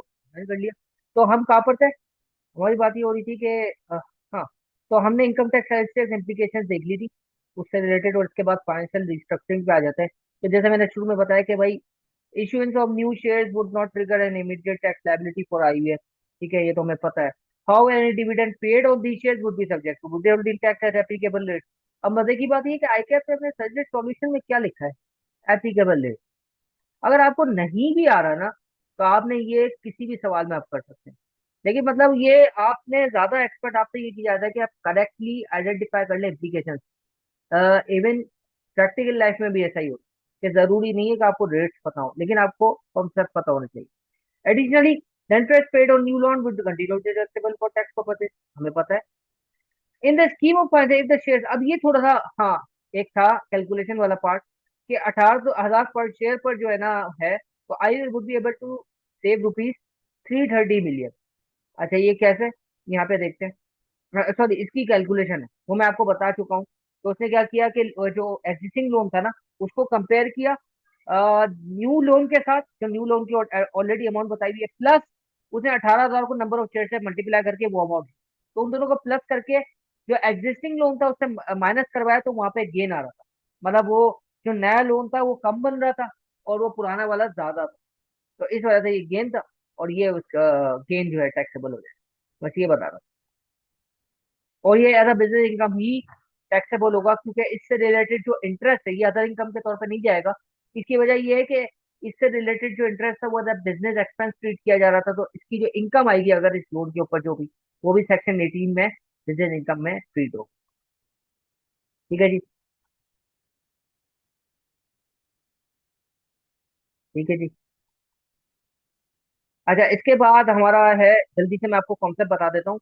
अगला पास पेपर का अगला जो क्वेश्चन है, क्वेश्चन नंबर 2, पूरा अगेन कैलकुलेशन से रिलेटेड है। तो मैं एक अक्सर बात कहता रहता हूँ, अगर आप इससे पहले वाले पेपर उठा के देखें ना, तो आपको बहुत सारे पेपर इससे मिलेंगे कि जो जिसमें सिर्फ और सिर्फ, यानी कि क्या कहना चाहिए कि बी इसने बीएम पूछा था, बीएफडी अगर पूछा भी ना, तो बहुत ही डिसकनेक्टेड, मतलब डिस्पर्स किस्म की रिक्वायरमेंट्स थी, जगह जगह रिक्वायरमेंट्स थी स्प्लिट करके, लेकिन कहीं भी फुल फ्लैज नहीं था। जबकि ये पेपर कैलकुलेशन डोमिनेटेड पेपर था। तो ये मैं कहता हूँ कि भाई जरूरी नहीं है, आई कैप पूछ सकता है, तो इस वजह से ये भी एक में हमारी स्ट्रेटेजी का पार्ट है जो 1 मंथ वाले डॉक्यूमेंट में है, कि आप बीएफडी का एटलीस्ट कोई ना कोई एक आध क्वेश्चन जरूर फुल फ्लैज अटेम्प्ट करें, कम से कम 2 से 3 एक महीने के अंदर, ताकि अगर कोई कंप्लीट क्वेश्चन वाला आ जाता है, पीएफडी वाला, कैलकुलेशन वाला, तो वो आपको एटलीस्ट आपकी प्रैक्टिस। ठीक है जी। तो बहरहाल ये क्वेश्चन नंबर 2 भी अगेन, अगर आप देखें, how much finance is required, calculate the after tax cost, recommend with suppose certificate which hedging instrument. तो ये फॉरेक्स के ऊपर 8 मार्क्स का क्वेश्चन है, टैक्स के ऊपर 10 मार्क्स का क्वेश्चन है, एथिक्स के ऊपर इंटरेस्टिंगली उसने पूछा, लेकिन बहुत ही डिस्टिंक्ट किस्म की रिक्वायरमेंट वो यहाँ पर थी। अच्छा, अब ये क्वेश्चन नंबर 3 है, और इसको जल्दी से इसके कॉन्सेप्ट को मैं बता देता हूँ। ये मैं खासतौर पे इसलिए भी पढ़ रहा हूँ कि अगेन यहाँ पर एक और कॉन्सेप्चुअल रिक्वायरमेंट थी, जिस तरह ऊपर हमने देखी ना ऑनलाइन ब्रांड वाली, इसी तरह ये एक और 6 कैपिटल वाली इंटीग्रेटेड रिपोर्टिंग वाली रिक्वायरमेंट है। ये भी अगेन बड़ा स्पेसिफिक कॉन्सेप्ट है। ये अगर आपने पढ़ा हुआ होगा तो बहुत आसानी से आप जवाब दे देंगे, नहीं पढ़ा होगा तो थोड़ी मुश्किल होगी, और आप उसमें शायद आइडिया लाना मुश्किल हो। तो अगर आप देखें, इन so far as the information provided evaluates the performance MSM using 3 of the 6 capital, 6 में से 3 के बारे में बताना है कि भाई, एक तो ये बताना है कि वो इसमें कैसा परफॉर्म कर रहा है। सही है, इंक्लूडिंग फाइनेंशियल कैपिटल। आपने फाइनेंशियल कैपिटल के ऊपर भी बात करनी है। अच्छा, ये खास तौर पर इसलिए इसने कहा क्योंकि फाइनेंशियल को कैपिटल के ऊपर जो है ना खास तौर पर इंफॉर्मेशन दी गई, तो आपने उसके ऊपर भी बात करनी है। और बाकी की जो कैपिटल है उसमें से किसी 3 के ऊपर आपने बात करनी है कि उसमें वो कैसा परफॉर्म कर। Evaluate the case for investing in enterprise resource planning system to assess with integrated. अब ये भी बताना है कि अगर आप ईआरपी इंप्लीमेंट करते हैं तो उसका फायदा क्या होगा इंटीग्रेटेड रिपोर्टिंग में। Evaluate whether the adjusting the presentation of integrated report to make it appear more favorable is unethical। अब ये रिक्वायरमेंट आई है। तो 10 मार्क्स का टैक्स, 8 मार्क्स का जो है ना क्या देखा था हमने, 10 मार्क्स का टैक्स था, 8 मार्क्स का फॉरेक्स, और 5 मार्क्स का अगर आप देखें तो इसने सवाल किया है इथिक्स के ऊपर, गवर्नेंस के ऊपर कोई सवाल नहीं है इस वाले अटेम्प्ट। ठीक है। इसके बाद है evaluate as integrative make it more feasible, तो ये अनएथिकल बताने के है कि नहीं। Recommend with justification which method of managing working capital would be most effort to manage the short term cash flow. Sir again BFD, तो ये BFD dominated यानी कि पेपर था मेरे हिसाब से। ठीक है। अच्छी खासी रिक्वायरमेंट्स अगर आप देखें, मेरे ख्याल में 35 से तो ज्यादा ही है। अगर आप यहाँ पर देखें तो तकरीबन 50 मार्क्स के करीब उसने बीएफडी रिलेटेड क्वेश्चन किए हैं, जो कि डायरेक्टली बीएफडी है, फुल फ्लैश बीएफडी। अच्छा, अगर मजे की बात मैं एक और बताता हूँ। जब ये सवाल पढ़ रहे हैं तो एक अच्छा काम देखे, आई कैट भी जो है ना, अक्सर जो इतने बहुत ज्यादा स्पेसिफिक किस्म की जो रिक्वायरमेंट्स होती है ना, जैसे ऊपर भी हमने देखा, जब वो ऑनलाइन ब्रांड की तरफ बात कर रहा था तो उसने दो ऑप्शन खुद ही बता दिए, इंडिकेशन दे दी। इधर 6 कैपिटल भी उसने खुद लिख दिए, financial, intellectual, social, human, manufacturing, natural, सारे लिख दिए। इसमें से भी जो है ना फाइनेंस के ऊपर बात करनी है, और बाकी जो बच्चे हैं सिर्फ दो के ऊपर बात करनी है। ठीक है जी। तो बहुत मेरे ख्याल में आसान कर दिया उसने। अगर थोड़ा सा भी अगर पढ़ा हुआ होगा किसी ने तो उसके लिए बहुत आसान होगा मेरे हिसाब से। So Mirani steel is located outside Karachi, produces special steel. The main ingredient is iron ore. It is known for having efficient production process and low prices. The production process level especially use a large amount of energy and produce significant amount of carbon pollution. Unfortunately, MSM has a large and perfect health and safety record. In recent years, there have been several deaths and serious accidents on site. Serious accident on site. तो आप देखें, एक है ना game खेला है, क्या game किया, उसने बोला यार फाइनेंस के ऊपर बात करनी, और बाकी 6 में से 2 के ऊपर, 5 में से बाकी जो बचते हैं उनमें से 2 के ऊपर बात करनी। गेम ये है कि जाहिर सी बात है आप, अच्छा इसने ये रिक्वायरमेंट खुद बता दी, ये रिक्वायरमेंट खुद बता दी।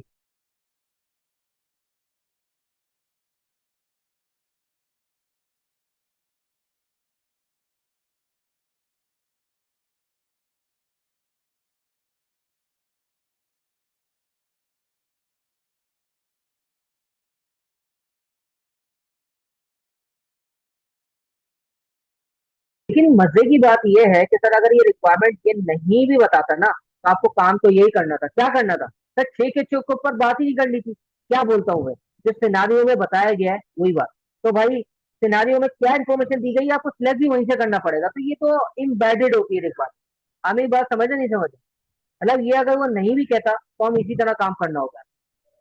तो अब अगर हम देखें, मैंने पहली जो बात करी, जो बोला कि बोर्ड ऑफ डायरेक्टर कंसर्न होता है आज तक, और अच्छा हाँ, अब इसने एक बात तो इसे खुद बता दी कि भाई सीरियस एक्सीडेंट ऑफ डेथ होती है। तो आप मुझे बताएं, आपको यहाँ से कौन सा ज्यादा एलिमेंट है जो लग रहा है, क्या सोशल रिलेशनशिप, या ह्यूमन कैपिटल, या इंटेलेक्चुअल कैपिटल, मैन्युफैक्चरिंग, या नेचुरल।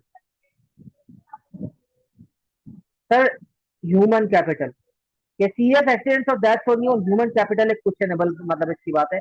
इसका मतलब है मसला है, या तो ट्रेनिंग सही से नहीं हो रही, सही है। अच्छा दूसरा, या मैन्युफैक्चरिंग फॉल्ट भी हो सकता है, तो मैन्युफैक्चरिंग कैपिटल भी हो सकता है।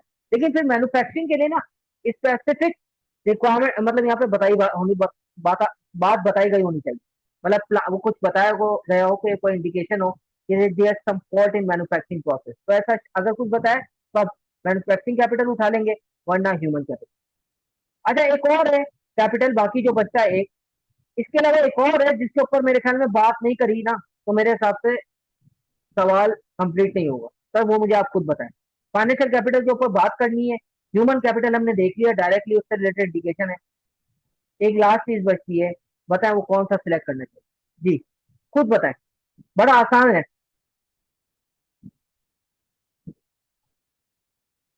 जी बहुत आसान है।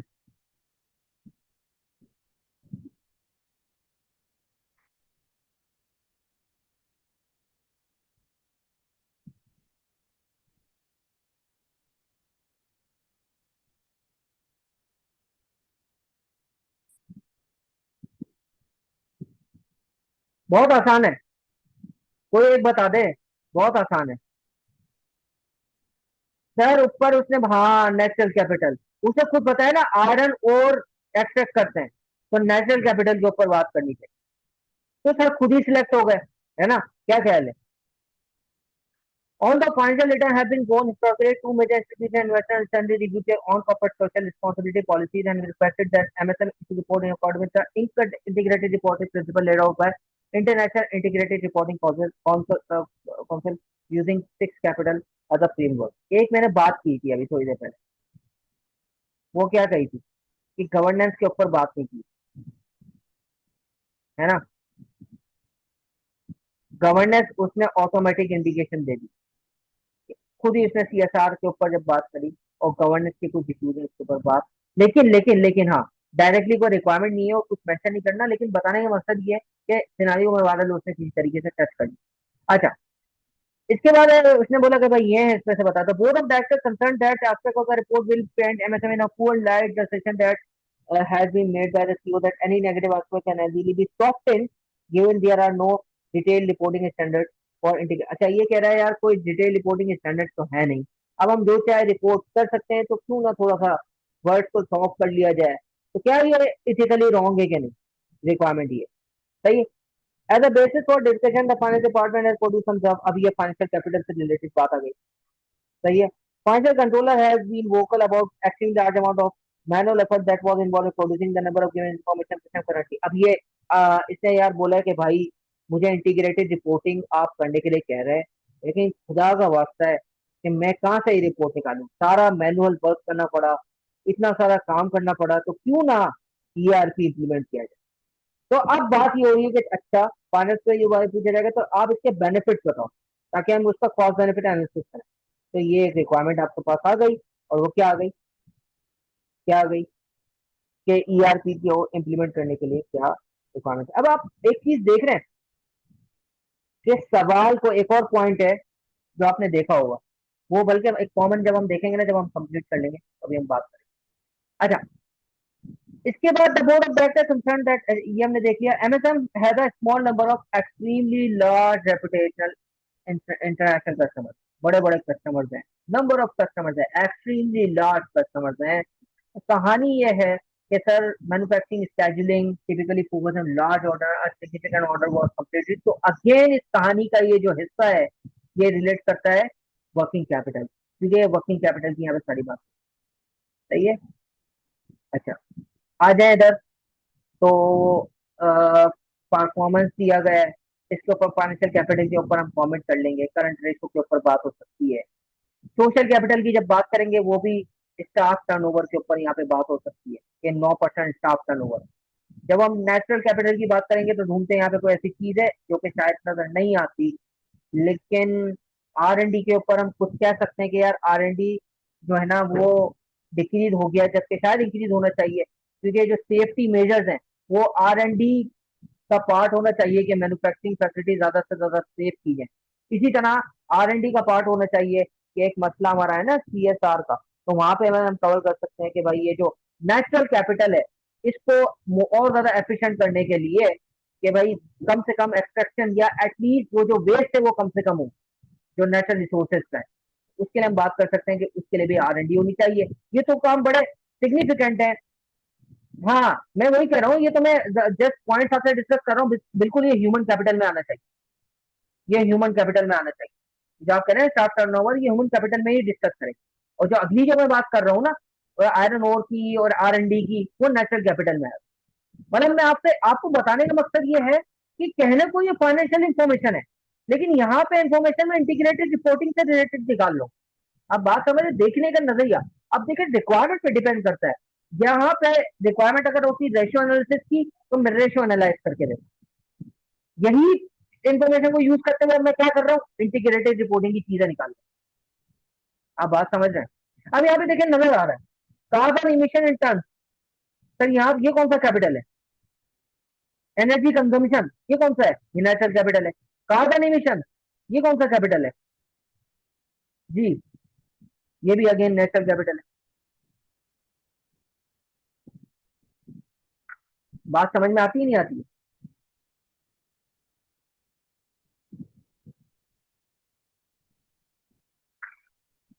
समझ में आ गई बात? ठीक है जी।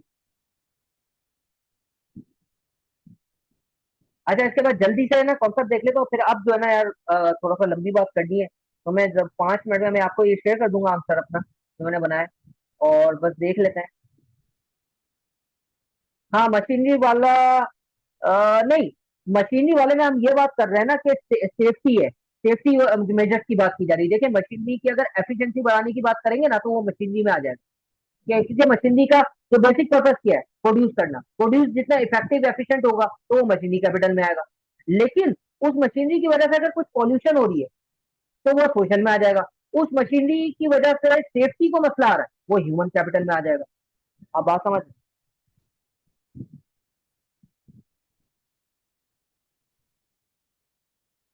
अच्छा जी। तो जल्दी से मैं आपको कॉन्सेप्ट बता देता हूँ, रिक्वायरमेंट, उसके बाद बस क्लोज करते हैं। Sir, question number 3A, intellectual capital. अच्छा, इसने क्या किया है, आई कैप का सजेस्टेड आंसर में सभी डाल दिए। ठीक है, जबकि हमें 3 बातें फिर पढ़नी। तो इंटेलेक्चुअल कैपिटल में कॉपी राइट्स हैं, पेटेंट्स हैं, प्रॉपर्टी है, नॉलेज है। अब मजे की बात है, इन तीनों में से कुछ भी यहाँ पर नहीं, ना पेटेंट है, ना कॉपीराइट का जिक्र है, ना प्रॉपर्टी नॉलेज।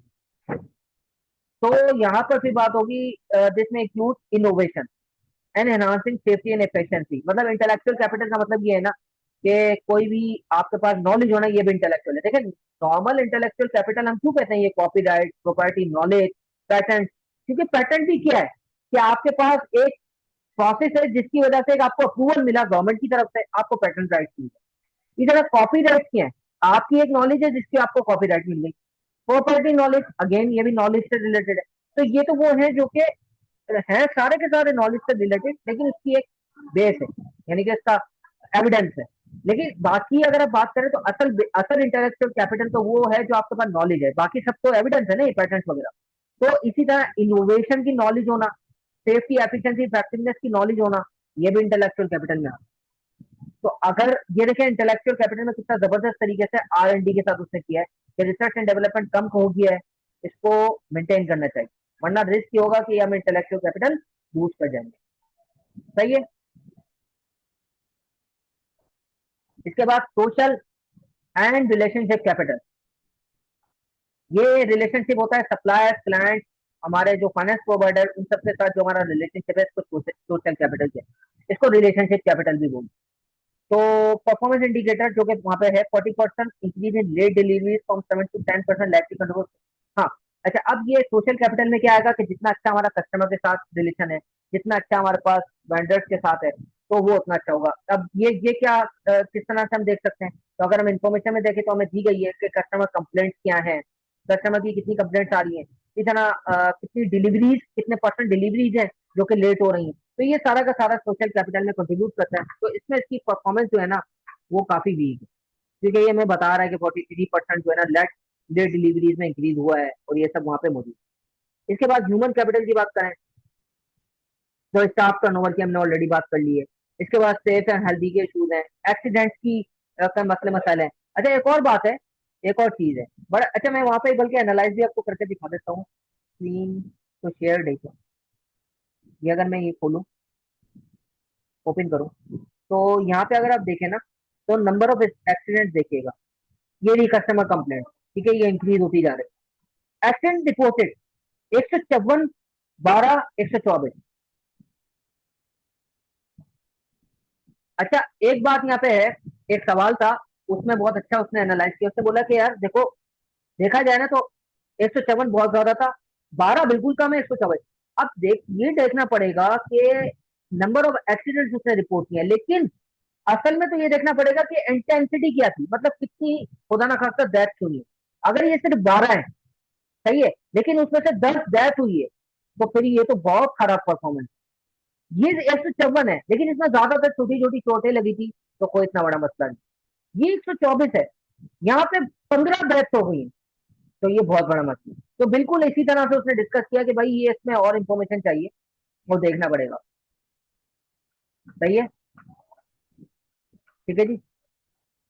तो ये कॉन्सेप्ट था, मैंने आपको बताया।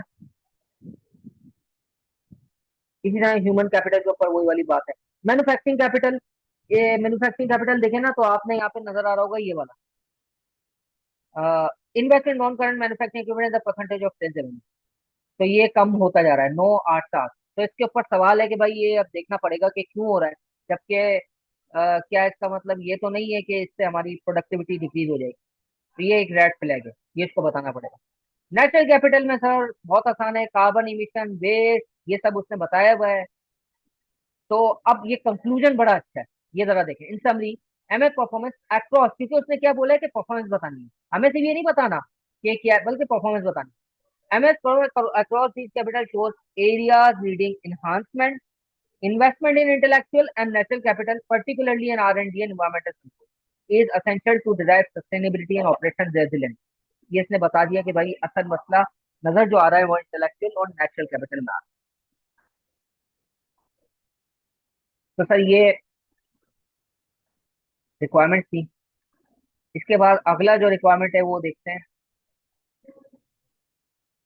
अच्छा ये तो आप देख लीजिएगा कि बहुत आसान है, ईआरपी के एडवांटेजेस क्या हैं, डिसएडवांटेजेस ऐसी बात है बहुत होती है। एक बहुत बड़ा एडवांटेज जो सामने था, स्टैंडर्ड रिपोर्टिंग हो जाएगी, वन सोर्स होगा, हर किसी को बार बार शेयर नहीं करना पड़ेगा, रेडिली सोर्स अवेलेबल होगा सबके पास, स्टैंडर्ड रिपोर्ट, कंसिस्टेंसी होगी प्रोसेस में, ठीक है। तो डिसएडवांटेज कॉस्ट है, बहुत ज्यादा कॉस्ट होती है, जाहिर सी बात है। टाइम डिस्ट्रप्शन आ सकता है बिजनेस में, आप कोई नया सॉफ्टवेयर इंप्लीमेंट करने जा रहे हो तो उसका डिस्ट्रप्शन आ सकता है।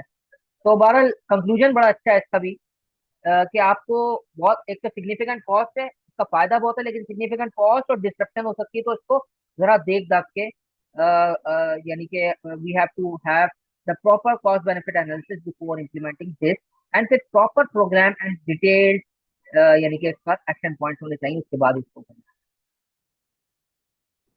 ठीक है जी। अच्छा इसके बाद है, उसने कहा है कि यार वो आपको याद होगा इथिकल कितना है, कि जो नंबर ऑफ एक्सीडेंट्स वगैरह रिपोर्ट हुए हैं, उसने कहा है कि इंटीग्रेटेड रिपोर्टिंग करें और आप उसमें जरा बताएं कि आपकी किस कैपिटल्स में कैसी परफॉर्मेंस है वो बताएं। तो अब यहाँ पे बात ये हो रही है कि क्या ये एथिकल है कि नहीं, उनकी वर्ड्स को सॉफ्ट करना। तो इसने बहुत अच्छा एनालिसिस किया है, जिसने कहा है कि भाई दोनों ही बता दें, इवेलुएट करने का मतलब कि क्या क्या ऐसे पॉइंट्स हैं जो कि फॉर एडजस्टिंग है, यानी कि करने चाहिए, वो उस पर फेवर कर रहे हैं, या कौन से ऐसे हैं जो कि अगेंस्ट। फॉर में यार देखो बहुत, ये क्या ना डायलेमा है, ये इथिकल डायलेमा हर जगह आपको मिलेगा कि जो बोर्ड ऑफ डायरेक्टर्स हैं उनकी बेसिक बेसिक सबसे बड़ी रिस्पॉन्सिबिलिटी फिड्यूशियल ड्यूटी है, तो प्रोटेक्ट शेयर होल्डर वेल्थ, तो इंक्रीज शेयर होल्डर वेल्थ। तो भाई ये तो एक बार मसला है कि मैं एक्सीडेंट रिपोर्ट करूंगा, शेयर प्राइसेस डिक्रीज करेंगी, नेगेटिव होगा, रेवेन्यूज डिक्लाइन कर सकते हैं, तो ये एक मसला है। तो इसके लिए ये एक पॉइंट है फॉर में आता है कि भाई ठीक है, क्योंकि स्टैंडर्ड रिपोर्टिंग भी नहीं है तो आप ऐसा कर लेना चाहिए। इसी तरह एम्प्लॉयज के अगेंस्ट भी बहुत बड़ी ड्यूटी होती है गवर्नेंस की, कि भाई आप अपने एम्प्लॉयज को प्रोटेक्ट करें। एक ना सवाल था, वो बड़ा अच्छा था एथिक्स में, मैं मुझे याद आ गया तो आपको बता दूं, क्योंकि अगर हो सकता है दूसरी दफा टेस्ट आईसीडब्ल्यू में था, वो टेस्ट कर लिया जाए, बहुत अच्छा था। उसने बताया क्या कहा, उसने कहा कि यार आप एक बात बताएं कि एक कंपनी है, कहानी की तरह बता रहा हूँ मैं आपको, एक कंपनी है और उसको है ना 100% एक एक्स वाई जेड है, या फॉर एग्जाम्पल मैं एग्जाम्पल ले लेता हूँ, सफीउल्लाह जो है ना वो ओन कर, वो पूरी की पूरी कंपनी सफीउल्लाह ओन कर। तो सफीउल्लाह ने डिसीजन लिया कि भाई मेरी कंपनी है, मैं ना एक काम करता हूँ, मैं एक पर्टिकुलर वेंडर है उससे परचेजेस करूंगा और उसको अपनी मर्जी की प्राइसेस दूंगा, उसका मेरा पर्सनल रिलेशन।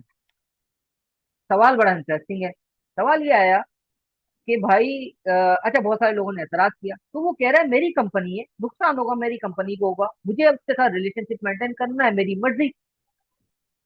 आप देख रहे हैं सवाल किस लेवल का है। सवाल यह है कि इसमें एथिक्स का क्या इशू, क्या इशू, कोई मुझे बता सकता है क्या मसला नजर आता है जी, क्या मसला नजर आ रहा है, कोई इशू नजर आ रहा है।